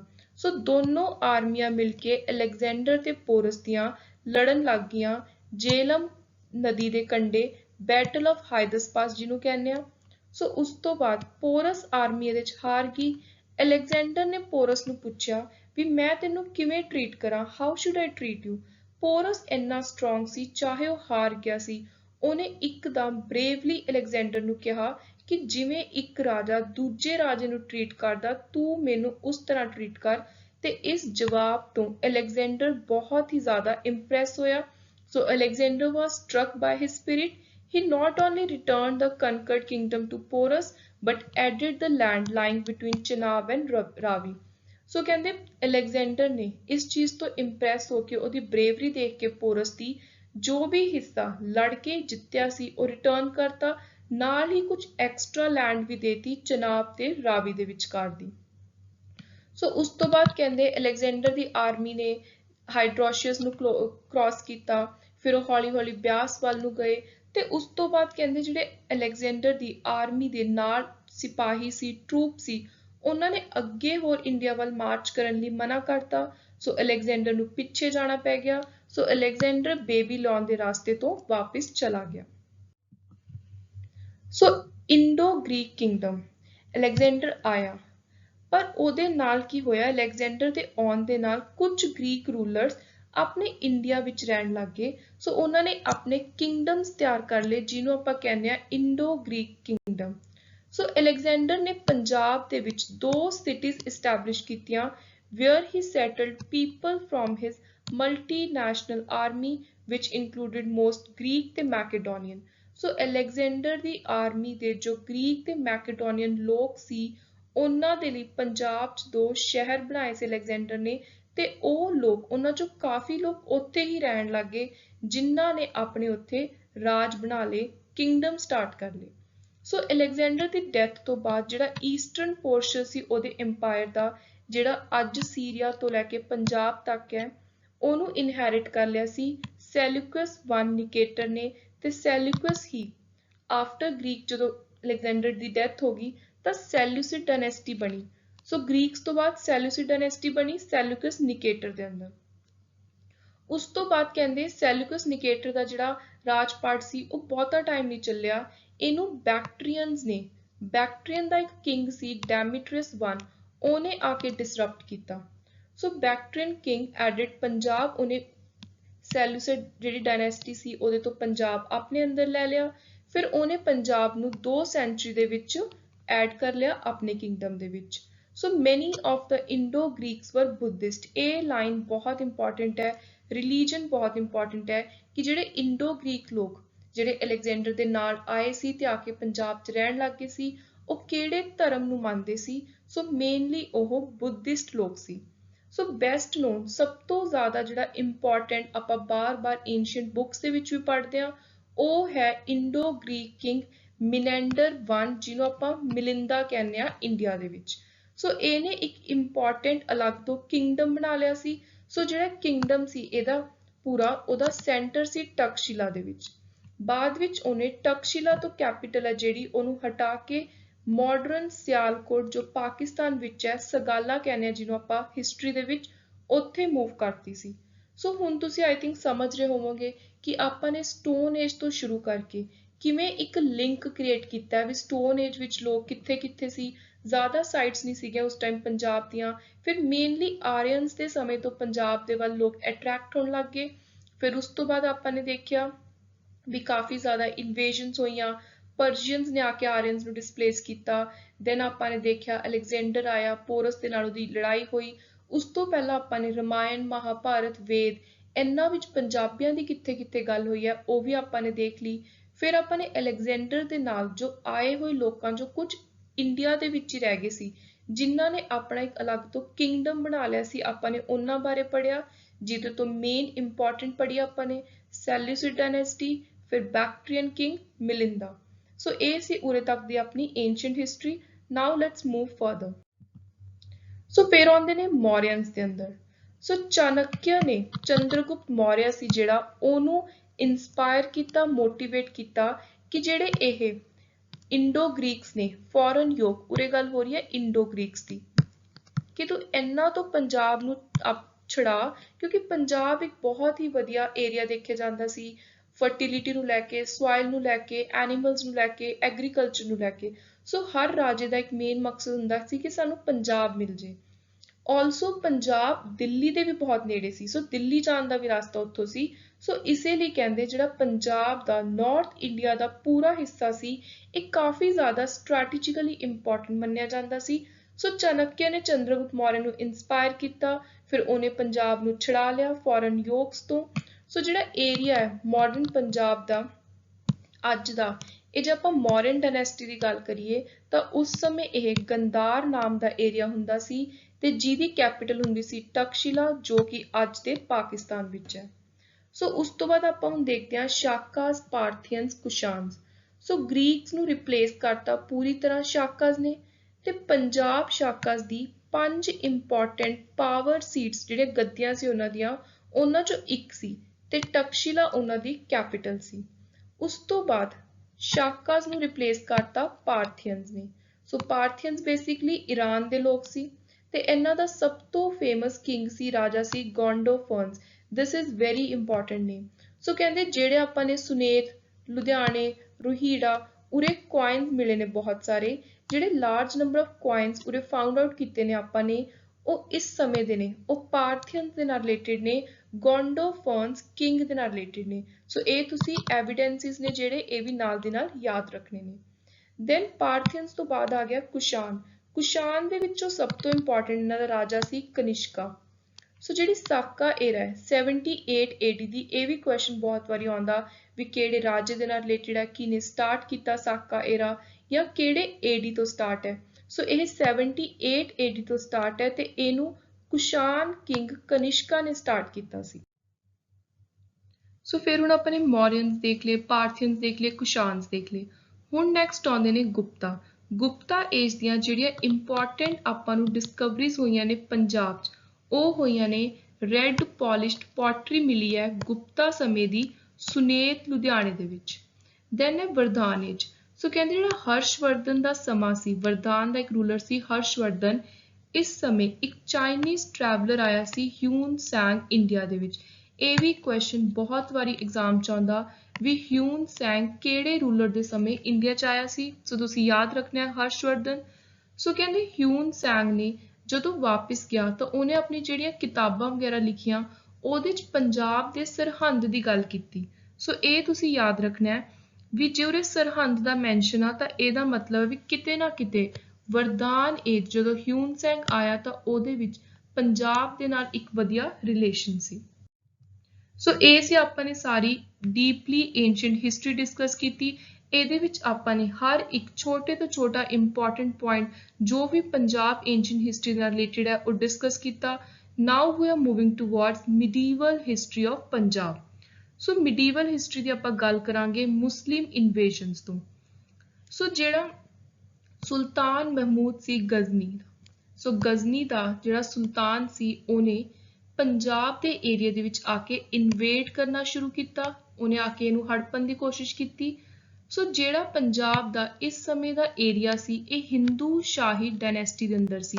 ਸੋ ਆਪਾਂ ਨੇ ਵਰਦਾਨ ਵਗੈਰਾ ਦੇਖ ਲਏ ਬਟ ਕੋਈ ਪ੍ਰੋਪਰ ਐਵੀਡੈਂਸ ਨਹੀਂ ਹੈ ਕਿ ਗੁਪਤਾਸ ਤੋਂ ਬਾਅਦ ਜਿਹੜਾ ਏਰੀਆ ਹੈ ਉਹ ਕਿਹੜਾ ਪੰਜਾਬ ਦਾ ਵਰਦਾਨ ਦੇ ਅੰਦਰ ਸੀ। ਸੋ ਜਿਹੜਾ ਆਪਾਂ ਨੂੰ ਮੇਨ ਐਵੀਡੈਂਸਿਸ ਤੋਂ ਹਿਸਟੋਰੀਕਲ ਸੋਰਸਿਸ ਤੋਂ ਇਨਫੋਰਮੇਸ਼ਨ ਮਿਲਦੀ ਹੈ ਉਹਦੇ ਮੁਤਾਬਿਕ ਜਦੋਂ ਮੁਸਲਿਮ ਰੂਲਰਸ ਮਹਿਮੂਦ ਆਫ ਗਜ਼ਨੀ ਨੇ ਇਨਵੇਡ ਕੀਤਾ ਤਾਂ ਉਸ ਸਮੇਂ ਪੰਜਾਬ ਹਿੰਦੂ ਸ਼ਾਹੀ ਡਾਇਨੈਸਟੀ ਦੇ ਅੰਦਰ ਸੀ ਤੇ ਹਿੰਦੂ ਸ਼ਾਹੀ ਡਾਇਨੈਸਟੀ ਦਾ ਇੰਪੋਰਟੈਂਟ ਜਿਹੜਾ ਇੱਕ ਨਾਮ ਆਉਂਦਾ ਰੂਲਰ ਦਾ ਉਹ ਆਉਂਦਾ ਰਾਜਾ ਜੈਪਾਲ। ਸੋ ਇਹਨੇ ਇੱਕ ਇੰਪਾਇਰ ਬਣਾ ਲਿਆ ਸੀ ਪੂਰਾ ਦਾ ਰਾਜਪਾਟ ਸੀ ਸਰਹੰਦ ਤੋਂ ਲੰਪਾਕ ਤੱਕ। ਸੋ ਇਹਦੀ ਕੈਪੀਟਲ ਸੀ ਬਠਿੰਡਾ ਉਸ ਸਮੇਂ। ਉਸ ਤੋਂ ਬਾਅਦ ਉਹਨੇ ਬਠਿੰਡੇ ਤੋਂ ਜਿਹੜੀ ਕੈਪੀਟਲ ਸੀ ਉਹ ਸਰਹੰਦ ਸ਼ਿਫਟ ਕਰਤੀ ਸੀ।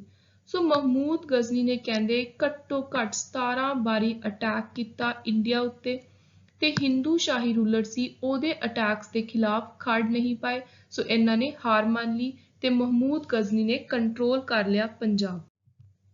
ਸੋ 1191 AD ਦੇ ਵਿੱਚ ਸ਼ਿਹਾਬੂਦੀਨ ਮੁਹੰਮਦ ਗੌਰੀ ਡਿਫੀਟਿਡ ਐਂਡ ਕਿਲਡ ਜਿਹੜਾ ਇੱਕ ਹੋਰ ਹਿੰਦੂ ਰੂਲਰ ਸੀ ਪ੍ਰਿਥਵੀ ਰਾਜ ਚੌਹਾਨ, ਇਹਨੂੰ ਮਾਰਿਆ। ਬੈਟਲ ਆਫ ਟ੍ਰੇਨ ਹੋਈ 1192 ਵਿੱਚ। ਬਹੁਤ ਜ਼ਿਆਦਾ ਇੰਪੋਰਟੈਂਟ ਬੈਟਲ ਹੈ। ਇਹਦਾ ਈਅਰ ਕਿਹਦੇ ਵਿੱਚ ਹੋਈ? ਸੋ ਮੁਹੰਮਦ ਗੌਰੀ ਵਰਸਸ ਪ੍ਰਿਥਵੀ ਰਾਜ ਚੌਹਾਨ। ਸੋ ਜਿਹੜੀ ਚੌਹਾਨ ਡਾਇਨੈਸਟੀ ਸੀ ਉਹਦਾ ਆਖਰੀ ਇੰਪੋਰਟੈਂਟ ਗ੍ਰੇਟ ਕਿੰਗ ਸੀ ਪ੍ਰਿਥਵੀ ਰਾਜ, ਜਿਹਨੂੰ ਮਾਰਤਾ ਸੀ ਮੁਹੰਮਦ ਗੌਰੀ ਨੇ। ਸੋ ਤੁਸੀਂ 1192 AD ਬੈਟਲ ਆਫ ਟ੍ਰੇਨ ਇਹ ਦੋਨੋਂ ਚੀਜ਼ਾਂ ਯਾਦ ਰੱਖਣੀਆਂ ਨੇ। ਸੋ ਬੈਟਲ ਆਫ ਟਰਾਇਨ ਤੋਂ ਬਾਅਦ ਕੀ ਹੋਇਆ, ਜਿਹੜਾ ਸਾਰਾ ਏਰੀਆ ਸੀ ਦਿੱਲੀ ਤੱਕ ਦਾ, ਜਿਹੜਾ ਸਰਹੰਦ ਵੀ ਜਿਹਦੇ ਵਿੱਚ ਉਸ ਟਾਈਮ ਆਉਂਦਾ ਸੀ, ਸਾਰਾ ਦਾ ਸਾਰਾ ਟਰਕਸ ਸੀ ਜਿਹੜੇ ਉਹਨਾਂ ਦੇ ਅੰਦਰ ਆ ਗਿਆ। ਉਸ ਤੋਂ ਬਾਅਦ ਹੁਣ ਆਪਾਂ ਸਟਾਰਟ ਕਰਦੇ ਹਾਂ ਮਿਡੀਵਲ ਪੀਰੀਅਡ ਦੀ ਸਲੇਵ ਡਾਇਨੈਸਟੀ ਤੋਂ। ਸੋ ਜਿਹੜਾ ਮੁਹੰਮਦ ਗੌਰੀ ਸੀ ਉਹਦਾ ਇੱਕ ਸਲੇਵ ਸੀ ਜਿਹਦਾ ਨਾਮ ਸੀ ਕੁਤੁਬਦੀਨ ਐਬਕ। ਸੋ ਸਲੇਵ ਡਾਇਨੈਸਟੀ ਫਾਊਂਡ ਕੀਤੀ, ਬਣਾਈ, ਇਹਦੀ ਨੀਂਹ ਰੱਖੀ ਕੁਤੁਬਦੀਨ ਨੇ। ਕੁਤੁਬਦੀਨ ਤੋਂ ਬਾਅਦ ਨੈਕਸਟ ਇੰਪੋਰਟੈਂਟ ਸੀ ਇਲਤੁਤਮਿਸ਼। ਉਸ ਤੋਂ ਬਾਅਦ ਆਈ ਇੱਕ ਵਿਮਨ ਰੂਲਰ ਰਜ਼ੀਆ। ਸੋ ਰਜ਼ੀਆ ਦਾ ਇੱਕ ਮਲਿਕ ਇਖਤਿਆਰ ਉਦੀਨ ਅਲਤੂਨੀ, ਇਹ ਬਠਿੰਡੇ ਦਾ ਗਵਰਨਰ ਸੀ। ਇਹਦੇ ਨਾਲ ਇੱਕ ਡਿਸਪਿਊਟ ਚੱਲ ਰਿਹਾ ਸੀ। ਉਹ ਚਾਹੁੰਦਾ ਨਹੀਂ ਸੀ ਕਿ ਰਜ਼ੀਆ ਸਰਵਾਈਵ ਕਰੇ as ruler of slave dynasty. So ਉਹਨੇ ਇਹਦੇ ਅਗੇਂਸਟ, ਅਲਤੂਨੀ ਨੇ ਰਜ਼ੀਆ ਦੇ ਅਗੇਂਸਟ ਰਿਵੋਲਟ ਕਰਨੀ ਸ਼ੁਰੂ ਕਰਤੀ। ਪਰ ਰਜ਼ੀਆ ਨੇ ਆਪਦੇ ਆਪ ਨੂੰ ਬਚਾਉਣ ਦੇ ਲਈ ਅਲਤੂਨੀ ਦੇ ਨਾਲ ਵਿਆਹ ਕਰਵਾ ਲਿਆ। ਉਸ ਤੋਂ ਬਾਅਦ ਰਜ਼ੀਆ ਤੇ ਅਲਤੂਨੀ ਦੋਨਾਂ ਜਾਣਿਆਂ ਨੂੰ ਮਾਰਿਆ ਬਹਿਰਾਮ ਖਾਨ ਨੇ ਕੈਥਲ ਦੇ ਨੇੜੇ। ਸੋ ਫਿਰ ਉਸ ਤੋਂ ਬਾਅਦ ਰਜ਼ੀਆ ਨੂੰ ਮਾਰ ਕੇ ਸਲੇਵ ਡਾਇਨੈਸਟੀ ਦੇ ਅੰਦਰ ਬਹਿਰਾਮ ਕਿੰਗ ਬਣ ਗਿਆ ਤੇ ਇਹਦੇ ਤੋਂ ਬਾਅਦ ਜਿਹੜਾ ਇੰਪਾਇਰ ਸੀ ਉਹ ਬਲਬਨ ਦੇ ਅੰਦਰ ਆਇਆ। ਸੋ ਇਹ ਜਿਹੜੇ ਨਾਮ ਨੇ ਤੁਸੀਂ ਗੌਰੀ, ਕੁਤੁਬਦੀਨ ਐਬਕ, ਇਹ ਸਾਰੇ as it is line wise ਯਾਦ ਰੱਖਣੇ ਨੇ। ਸੋ ਕਹਿੰਦੇ ਇੱਕ ਲਾਰਜ ਫੋਰਟ ਬਣਿਆ ਸੀ ਸਰਹੰਦ ਦੇ ਵਿੱਚ ਮੁਗਲਾਂ ਦੇ ਅਟੈਕ ਨੂੰ ਰੋਕਣ ਦੇ ਲਈ। ਸੋ ਸਲੇਵ ਡਾਇਨੈਸਟੀ ਨੇ ਮੁਗਲਸ ਦੇ ਅਟੈਕ ਨੂੰ ਰੋਕਣ ਦੇ ਲਈ ਇੱਕ ਲਾਰਜ ਫੋਰਟ ਬਣਾਇਆ ਸੀ, ਕਿਲਾ ਬਣਾਇਆ ਸੀ। ਚਾਹੇ ਉਸ ਸਮੇਂ ਮੁਗਲ ਸੀ ਜਿਹੜੇ ਇੰਨੇ ਜ਼ਿਆਦਾ ਸਟਰੋਂਗਲੀ ਨਹੀਂ ਸੀ ਉੱਪਰ ਆਏ, ਪਰ ਫਿਰ ਵੀ ਛੋਟੇ-ਮੋਟੇ ਅਟੈਕਸ ਉਹ ਕਰਦੇ ਰਹਿੰਦੇ ਸੀ। ਸੋ ਬਲਬਨ ਨੇ ਉਹਦਾ ਜਿਹੜਾ ਇੱਕ ਕਜ਼ਨ ਸੀ ਸ਼ੇਰ ਖਾਨ, ਉਹਨੂੰ ਸਰਹੰਦ ਦਾ ਗਵਰਨਰ ਬਣਾਤਾ। ਉਸ ਤੋਂ ਬਾਅਦ ਬਲਬਨ ਨੂੰ ਥੋੜਾ ਬਹੁਤ ਐ ਲੱਗਣ ਲੱਗ ਗਿਆ ਵੀ ਸ਼ਾਇਦ ਸ਼ੇਰ ਖਾਨ ਸਹੀ ਨਹੀਂ ਹੈ, ਮੇਰੇ ਖਿਲਾਫ ਨਾ ਕੱਲ ਨੂੰ ਖੜਾ ਹੋ ਜਾਵੇ। ਸੋ ਉਹਨੇ ਸ਼ੇਰ ਖਾਨ ਨੂੰ ਜ਼ਹਿਰ ਦੇ ਕੇ ਮਾਰਤਾ ਤੇ ਉਸ ਤੋਂ ਬਾਅਦ ਪ੍ਰਿੰਸ ਸੁਲਤਾਨ ਨੂੰ ਸਰਹੰਦ ਦਾ ਗਵਰਨਰ ਬਣਾਇਆ। ਤੇ ਸਲੇਵ ਡਾਇਨੈਸਟੀ ਦਾ ਆਖਰੀ ਰੂਲਰ ਸੀ ਕੈਕੂਬਾਦ। ਉਸ ਤੋਂ ਬਾਅਦ ਆਉਂਦੀ ਹੈ ਖਿਲਜੀ। ਖਿਲਜੀਆਂ ਦਾ ਫਾਊਂਡਰ ਜਿਹਨੇ ਖਿਲਜੀ ਡਾਇਨੈਸਟੀ ਸਟਾਰਟ ਕੀਤੀ ਉਹ ਸੀ ਜਲਾਲੂਦੀਨ ਖਿਲਜੀ। ਸੋ ਇਸ ਸਮੇਂ ਜਿਹੜੇ ਮੰਗੋਲ ਸੀ, ਜਦੋਂ ਖਿਲਜੀ ਦਾ ਰੂਲ ਸੀ, ਉਹਨਾਂ ਨੇ ਪੰਜਾਬ ਨੂੰ ਇਨਵੇਡ ਕੀਤਾ ਤੇ ਤੁਗਲਕ ਖਾਨ ਸੀ ਜਿਹੜਾ ਉਹ ਪੰਜਾਬ ਦਾ ਗਵਰਨਰ ਬਣਿਆ। ਸੋ ਤੁਸੀਂ ਇੰਪੋਰਟੈਂਟ ਚੀਜ਼ਾਂ ਯਾਦ ਰੱਖਣੀਆਂ ਨੇ, ਇਸੇ ਲਈ ਮੈਂ ਸਪੈਸ਼ਲੀ ਹਾਈਲਾਈਟ ਕੀਤੀਆਂ ਨੇ ਕਿ ਖਿਲਜੀ ਡਾਇਨੈਸਟੀ ਦੇ ਸਮੇਂ ਜਦੋਂ ਮੰਗੋਲਸ ਨੇ ਪੰਜਾਬ ਨੂੰ ਅਟੈਕ ਕੀਤਾ ਤਾਂ ਪੰਜਾਬ ਦਾ ਗਵਰਨਰ ਕੌਣ ਬਣਿਆ? ਸੋ ਉਹ ਬਣਿਆ ਤੁਗਲਕ ਖਾਨ। ਹੁਣ ਤੁਗਲਕ ਡਾਇਨੈਸਟੀ ਦਾ ਫਾਊਂਡਰ ਸੀ ਗਿਆਸੁਦੀਨ ਤੁਗਲਕ 1320 AD। ਫਿਰੋਜ਼ ਸ਼ਾਹ ਤੁਗਲਕ, ਇਹਨੇ ਫਿਰੋਜ਼ਪੁਰ ਸ਼ਹਿਰ ਬਣਾਇਆ, ਉਹਨੂੰ ਫਾਊਂਡ ਕੀਤਾ ਪੰਜਾਬ ਦੇ ਵਿੱਚ। ਨੈਕਸਟ ਹੈ ਸੈਯਦ ਤੇ ਲੋਧੀ ਆਏ ਤੁਗਲਕ ਤੋਂ ਬਾਅਦ। ਸੋ ਖਿਜ਼ਰ ਖਾਨ ਫਾਊਂਡਰ ਸੀ ਸੈਯਦ ਡਾਇਨੈਸਟੀ ਦਾ 1414 AD। ਪ੍ਰੀਵੀਅਸਲੀ ਕਹਿੰਦੇ ਜਦੋਂ ਤਿਮੂਰ ਦਾ ਰਾਜਪਾਟ ਸੀ ਉਸ ਸਮੇਂ ਖਿਜ਼ਰ ਖਾਨ ਨੇ ਪੰਜਾਬ ਦੇ ਗਵਰਨਰ ਦੇ ਤੌਰ ਤੇ ਵੀ ਕੰਮ ਕੀਤਾ ਸੀ। ਫਿਰ ਕਹਿੰਦੇ ਇਸੇ ਸਮੇਂ ਜਿਹੜਾ ਸੁਲਤਾਨ ਸ਼ਾਹ ਲੋਧੀ ਸੀ ਉਹਨੂੰ ਸਰਹੰਦ ਦਾ ਗਵਰਨਰ ਬਣਾਤਾ ਸੀ।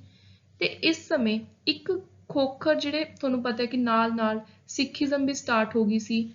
ਸੋ ਇੱਕ ਖੋਖਰ ਸੀ, ਉਹਨਾਂ ਦਾ ਚੀਫ ਸੀ ਜਸਰਤ, ਬਹੁਤ ਬਰੇਵ ਸੀ। ਇਹਨੇ ਦਿੱਲੀ ਕਿੰਗਡਮ ਦੇ ਉੱਤੇ ਆਪਣੀ ਸੁਪਰੀਮੇਸੀ ਇਸਟੈਬਲਿਸ਼ ਕਰਨ ਦੇ ਲਈ ਬਹੁਤ ਜ਼ਿਆਦਾ ਪ੍ਰਯਾਸ ਕੀਤੇ, ਬਹੁਤ ਲੜਾਈਆਂ ਲੜੀਆਂ।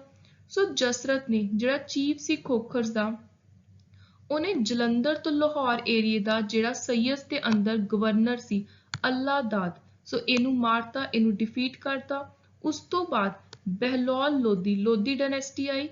ਸੋ ਲੋਧੀ ਡਾਇਨੈਸਟੀ ਨਵੀਂ ਡਾਇਨੈਸਟੀ ਬਣ ਗਈ 1451 ਦੇ ਵਿੱਚ। ਸੋ ਇਸ ਲੋਧੀ ਤੋਂ, ਬਹਿਲੋਲ ਲੋਧੀ ਤੋਂ ਬਾਅਦ ਸਿਕੰਦਰ ਤੇ ਉਸ ਤੋਂ ਬਾਅਦ ਇਬਰਾਹਿਮ ਲੋਧੀ ਆਏ। ਸੋ ਜਿਹੜਾ ਜਸਰਤ ਸੀ ਉਹਦੀ ਇਨ ਬਿਟਵੀਨ ਡੈਥ ਹੋ ਗਈ ਸੀ, ਸੋ ਇਸ ਲਈ ਕੋਈ ਵੀ ਜ਼ਿਆਦਾ ਸਟਰੋਂਗਲੀ ਇਹਨਾਂ ਲੋਧੀਸ ਦੇ ਅਗੇਂਸਟ ਆ ਕੇ ਖੜ ਨਹੀਂ ਸਕਿਆ। ਸੋ ਇਸੇ ਲਈ ਇਹਨਾਂ ਨੇ ਆ ਕੇ ਆਪਣਾ ਰੂਲ ਇਸਟੈਬਲਿਸ਼ ਕਰ ਲਿਆ। ਪਰ ਫਿਰ ਇਬਰਾਹਿਮ ਲੋਧੀ ਦੇ ਅਗੇਂਸਟ ਆਇਆ ਬਾਬਰ। 1520 ਦੇ ਵਿੱਚ ਬਾਬਰ ਨੇ ਵੈਸਟਰਨ ਪੰਜਾਬ ਨੂੰ ਰੇਡ ਕੀਤਾ। 1524 ਦੇ ਵਿੱਚ ਉਹਨੇ ਲਾਹੌਰ ਨੂੰ ਅਬਟੇਨ ਕਰ ਲਿਆ। ਸੋ 1526 ਚ ਬਾਬਰ ਨੇ ਲੋਧੀ ਰੂਲ ਨੂੰ ਪੂਰੀ ਤਰ੍ਹਾਂ ਖਤਮ ਕਰਤਾ। ਬੈਟਲ ਆਫ ਪਾਨੀਪਤ, ਬਹੁਤ ਜ਼ਿਆਦਾ ਇੰਪੋਰਟੈਂਟ ਕੁਐਸਚਨ ਹੈ। 1526 ਦੀ ਲੜਾਈ ਪਾਨੀਪਤ ਦੀ, ਬਾਬਰ ਤੇ ਇਬਰਾਹਿਮ ਲੋਧੀ ਦੀ। ਬਾਬਰ ਇਹਦੇ ਵਿੱਚੋਂ ਜਿੱਤਿਆ, ਇਬਰਾਹਿਮ ਇਹਦੇ ਵਿੱਚੋਂ ਹਾਰਿਆ। ਇਸੇ ਲੜਾਈ ਤੋਂ ਬਾਅਦ ਜਿਹੜੀ ਲੋਧੀ ਡਾਇਨੈਸਟੀ ਸੀ ਉਹ ਖਤਮ ਹੋ ਗਈ। ਸੋ ਬਾਬਰ ਤੋਂ ਸ਼ੁਰੂ ਹੋ ਜਾਂਦੀ ਹੈ ਮੁਗਲ ਡਾਇਨੈਸਟੀ। ਸੋ ਪੰਜਾਬ ਪਹਿਲੀ ਟੈਰੀਟਰੀ ਸੀ ਜਿਹੜੀ ਬਾਬਰ ਦੇ ਅੰਦਰ ਆਈ। ਸੋ ਕਹਿੰਦੇ ਜੇ ਆਪਾਂ ਹੁਣ ਉਰੇ ਮੁਗਲ ਡਾਇਨੈਸਟੀ ਦੀ ਗੱਲ ਕਰਾਂਗੇ ਤਾਂ ਇੱਕ ਤੁਹਾਨੂੰ ਮੈਂ ਇੰਪੋਰਟੈਂਟ ਚੀਜ਼ ਦੱਸਣਾ ਚਾਹੁੰਦੀ ਹਾਂ ਵੀ ਉਰੇ ਹੁਣ ਮੈਂ ਤੁਹਾਨੂੰ ਵਿੱਚ ਸਿੱਖੀਜ਼ਮ ਦਾ ਰੈਫਰੈਂਸ ਦਿੰਦੀ ਜਾਊਂਗੀ, ਕਿਉਂਕਿ ਨਾਲ ਹੀ ਸਿੱਖੀਜ਼ਮ ਇਵੋਲਵ ਹੋਣ ਲੱਗ ਗਈ ਸੀ। ਸੋ ਐਗਜ਼ਾਮ ਵਿੱਚ ਬਹੁਤ ਵਾਰੀ ਕੁਐਸਚਨ ਆਉਂਦਾ ਵੀ ਕਿਹੜੇ ਮੁਗਲ ਰੂਲਰ ਦੇ ਕਿਹੜੇ ਸਿੱਖ ਗੁਰੂ ਕੰਟੈਂਪਰੇਰੀ ਨੇ। ਕੰਟੈਂਪਰੇਰੀ ਦਾ ਮਤਲਬ ਹੁੰਦਾ ਕਿ ਉਸ ਸਮੇਂ ਨਾਲ ਸੀ। ਸੋ ਜਦੋਂ ਬਾਬਰ ਦਾ ਸਮਾਂ ਸੀ ਤਾਂ ਉਸ ਟਾਈਮ ਗੁਰੂ ਨਾਨਕ ਦੇਵ ਜੀ ਦਾ ਜਨਮ ਹੋਇਆ। ਸੋ ਸ਼ੇਰ ਸ਼ਾਹ ਸੂਰੀ ਦੇ ਟਾਈਮ ਵੀ ਸੀ। ਦੈਨ ਹੁਮਾਯੂੰ ਨੇ ਪੰਜਾਬ ਸੀ ਸ਼ੇਰ ਸ਼ਾਹ ਸੂਰੀ ਤੋਂ ਲੈ ਲਿਆ 1555 ਦੇ ਵਿੱਚ। ਤੇ ਹੁਮਾਯੂੰ ਨੇ ਬੈਰਾਮ ਖਾਨ ਨੂੰ ਸਰਹੰਦ ਦਾ ਗਵਰਨਰ ਅਪਾਇੰਟ ਕੀਤਾ। ਸੋ ਜਦੋਂ ਹੁਮਾਯੂੰ ਤੇ ਸ਼ੇਰ ਸ਼ਾਹ ਦਾ ਪੀਰੀਅਡ ਸੀ ਉਸ ਸਮੇਂ ਸਿੱਖੀਜ਼ਮ ਨੂੰ ਡੈਵਲਪ ਕੌਣ ਕਰ ਰਿਹਾ ਸੀ? ਸ਼੍ਰੀ ਗੁਰੂ ਅੰਗਦ ਦੇਵ ਜੀ। ਫਰਦਰ ਅਕਬਰ ਦੇ ਸਮੇਂ ਸਿੱਖੀਜ਼ਮ ਡੈਵਲਪ ਹੋ ਰਿਹਾ ਸੀ ਬਾਈ ਗੁਰੂ ਅਮਰਦਾਸ ਜੀ, ਗੁਰੂ ਰਾਮਦਾਸ ਜੀ, ਗੁਰੂ ਅਰਜਨ ਦੇਵ ਜੀ। ਸੋ ਤੁਸੀਂ ਇਹਨਾਂ ਮੁਗਲ ਰੂਲਰਸ ਦਾ ਨਾਮ ਨਾਲ ਕਿਹੜੇ ਸਿੱਖ ਗੁਰੂ ਉਸ ਟਾਈਮ ਸੀ ਇਹ ਐਜ਼ ਇਟ ਇਜ਼ ਯਾਦ ਰੱਖਣਾ। ਉਸ ਤੋਂ ਬਾਅਦ ਕਹਿੰਦੇ ਸ਼੍ਰੀ ਗੁਰੂ ਹਰਗੋਬਿੰਦ ਸਿੰਘ ਜੀ ਨੂੰ ਜਹਾਂਗੀਰ ਨੇ ਗਵਾਲੀਅਰ ਦੇ ਕਿਲੇ ਵਿੱਚ ਇੰਪ੍ਰਿਜ਼ਨ ਕੀਤਾ ਸੀ, ਬੰਦੀ ਬਣਾਇਆ ਸੀ। ਪਰ ਜਿਹੜਾ ਦਾਰਾ ਸ਼ਿਕੋ ਸੀ ਸ਼ਾਹਜਹਾਂ ਦਾ ਸਭ ਤੋਂ ਵੱਡਾ ਮੁੰਡਾ, ਉਹਨੇ ਗੁਰੂ ਹਰ ਰਾਏ ਜੀ ਦੀਆਂ ਬਲੈਸਿੰਗਸ ਲਈਆਂ। ਇਹ ਕੁਐਸਚਨ ਐਗਜ਼ਾਮ ਲਈ ਬਹੁਤ ਹੀ ਜ਼ਿਆਦਾ ਇੰਪੋਰਟੈਂਟ ਹੈ ਤੇ ਐਗਜ਼ਾਮ 'ਚ ਇਹ ਵੀ ਪੁੱਛਿਆ ਜਾਂਦਾ ਵੀ ਦਾਰਾ ਸ਼ਿਕੋ ਕੌਣ ਸੀ? ਸੋ ਇਹ ਸੀ eldest son of Shahjahan. So then Guru Tegh Bahadur ji. So ਆਪਾਂ ਸਾਰਿਆਂ ਨੂੰ ਇਨਸੀਡੈਂਟ ਬਾਰੇ ਪਤਾ ਹੈ ਕਿ ਔਰੰਗਜ਼ੇਬ ਨੇ ਕਿੰਨੀ ਬਿਟਰਲੀ ਇਹਨਾਂ ਨੂੰ ਪਰਸੀਕਿਊਟ ਕੀਤਾ ਸੀ। ਕਿਉਂ? ਕਿਉਂਕਿ ਗੁਰੂ ਤੇਗ ਬਹਾਦਰ ਜੀ ਨੇ ਕਸ਼ਮੀਰੀ ਪੰਡਤਾਂ ਦਾ ਮੁੱਦਾ ਚੱਕਿਆ ਸੀ। ਸੋ ਗੁਰੂ ਤੇਗ ਬਹਾਦਰ ਜੀ ਨੂੰ ਚਾਂਦਨੀ ਚੌਕ ਵਿਖੇ ਬਿਹੈਡ ਕੀਤਾ ਸੀ 11 ਨਵੰਬਰ 1675 ਨੂੰ। ਤੇ ਇਸ ਤੋਂ ਬਾਅਦ ਖਾਲਸਾ ਪੰਥ ਦੀ ਸਥਾਪਨਾ ਕੀਤੀ ਸ਼੍ਰੀ ਗੁਰੂ ਗੋਬਿੰਦ ਸਿੰਘ ਜੀ ਨੇ 1699 ਵਿੱਚ। ਤੇ ਸ਼੍ਰੀ ਗੁਰੂ ਗੋਬਿੰਦ ਸਿੰਘ ਜੀ ਨੇ ਮੁਗਲਸ ਦੇ ਖਿਲਾਫ ਬਹੁਤ ਲੜਾਈਆਂ ਲੜੀਆਂ, ਪਰ ਇਹਨਾਂ ਦਾ ਜਿਹੜਾ ਮਰਡਰ ਸੀ ਉਹ ਇੱਕ ਅਫਗਾਨੀ ਨੇ ਕੀਤਾ ਨੰਦੇੜ ਦੇ ਵਿੱਚ, ਜੋ ਕਿ ਡੈਕਨ ਏਰੀਆ ਵਿੱਚ ਆਉਂਦਾ ਸੀ। ਸੋ ਉਸ ਤੋਂ ਬਾਅਦ ਗੁਰੂ ਗੋਬਿੰਦ ਸਿੰਘ ਜੀ ਨੇ ਉਹਨਾਂ ਦੀ ਸ਼ਹੀਦੀ ਤੋਂ ਪਹਿਲਾਂ ਬੰਦਾ ਬਹਾਦਰ ਨੂੰ ਇਹ ਕਿਹਾ ਸੀ ਕਿ ਤੂੰ ਜਿਹੜਾ ਪੰਜਾਬ ਹੈ ਉਹਨੂੰ ਬਚਾਉਣਾ ਮੁਗਲਾਂ ਤੋਂ। ਸੋ ਬੰਦਾ ਬਹਾਦਰ ਨੇ ਗੁਰੂ ਗੋਬਿੰਦ ਸਿੰਘ ਜੀ ਦੀ ਇਸ ਆਰਡਰ ਨੂੰ ਮੰਨ ਕੇ ਬਹੁਤ ਮੇਜਰ ਰਿਵੋਲਟਸ ਲੜੀਆਂ ਸਰਹੰਦ ਤੇ ਲਾਹੌਰ। ਸੋ ਬੰਦਾ ਤੇ ਜਿਹੜੇ ਉਹਦੇ ਫਾਲੋਅਰ ਸੀ ਇਹਨਾਂ ਨੂੰ ਗਵਰਨਰ ਆਫ ਲਾਹੌਰ ਨੇ ਗੁਰਦਾਸਪੁਰ ਵਿਖੇ ਕੈਪਚਰ ਕਰ ਲਿਆ ਸੀ। ਸੋ ਇਹ ਸੀ ਆਪਣਾ ਲਾਸਟ ਇਨਸੀਡੈਂਟ ਮਿਡੀਵਲ ਹਿਸਟਰੀ ਦਾ। ਤੇ ਹੁਣ ਮੈਂ ਨੈਕਸਟ ਜਿਹੜਾ ਪਾਰਟ ਹੈ ਇਸ ਪੰਜਾਬ ਹਿਸਟਰੀ ਦਾ, ਉਹਦੇ ਵਿੱਚ ਸਭ ਤੋਂ ਪਹਿਲਾਂ ਤਾਂ ਪੂਰੀ ਸਿੱਖੀਜ਼ਮ ਤੁਹਾਡੇ ਨਾਲ ਡਿਟੇਲ ਵਿੱਚ ਡਿਸਕਸ ਕਰੂੰਗੀ। ਸੋ ਇਹਦੇ ਵਿੱਚ ਕੀ ਹੈ, ਮੈਂ ਤੁਹਾਡੇ ਨਾਲ 10 ਗੁਰੂ ਬੰਦਾ ਸਿੰਘ ਬਹਾਦਰ ਤੇ ਹੋਰ ਜੋ ਵੀ ਇੰਪੋਰਟੈਂਟ ਇਨਸੀਡੈਂਟਸ ਨੇ, ਫਾਈਟਸ ਨੇ, ਉਹ ਸਾਰੀਆਂ ਚੀਜ਼ਾਂ ਡਿਸਕਸ ਕਰੂੰਗੀ।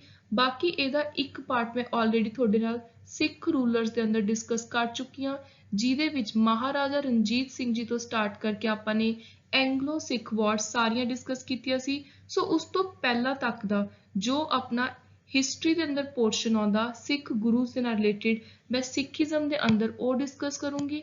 ਉਸ ਤੋਂ ਬਾਅਦ I will move on modern history, ਜਿਹਦੇ ਅੰਦਰ British administration, lieutenant general, socio religious reform movement, ਜੋ ਵੀ ਇੰਪੋਰਟੈਂਟ ਰਾਧਾ ਸਵਾਮੀ, ਕੂਕਾ ਮੂਵਮੈਂਟ, ਜਿੰਨੀਆਂ ਵੀ important socio religious reform movements ਨੇ ਉਹ ਡਿਸਕਸ ਕਰੂੰਗੀ। ਤੇ ਐਂਡ ਵਿੱਚ ਥੋੜਾ ਜਿਹਾ reorganization of state of Punjab ਆਪਾਂ ਉਹ ਡਿਸਕਸ ਕਰਕੇ ਉਹਦੇ ਨਾਲ ਹੀ ਪੂਰੀ ਦੀ ਪੂਰੀ ਪੰਜਾਬ ਦੀ ਜਿਹੜੀ ਹਿਸਟਰੀ ਆ ਉਹ ਕੰਪਲੀਟ ਕਰਾਂਗੇ। So this was all about our today's lecture. I hope you liked the video and content. Keep supporting Victor's Knowledge. Do like, share and comment and subscribe to my channel. Thank you and good luck.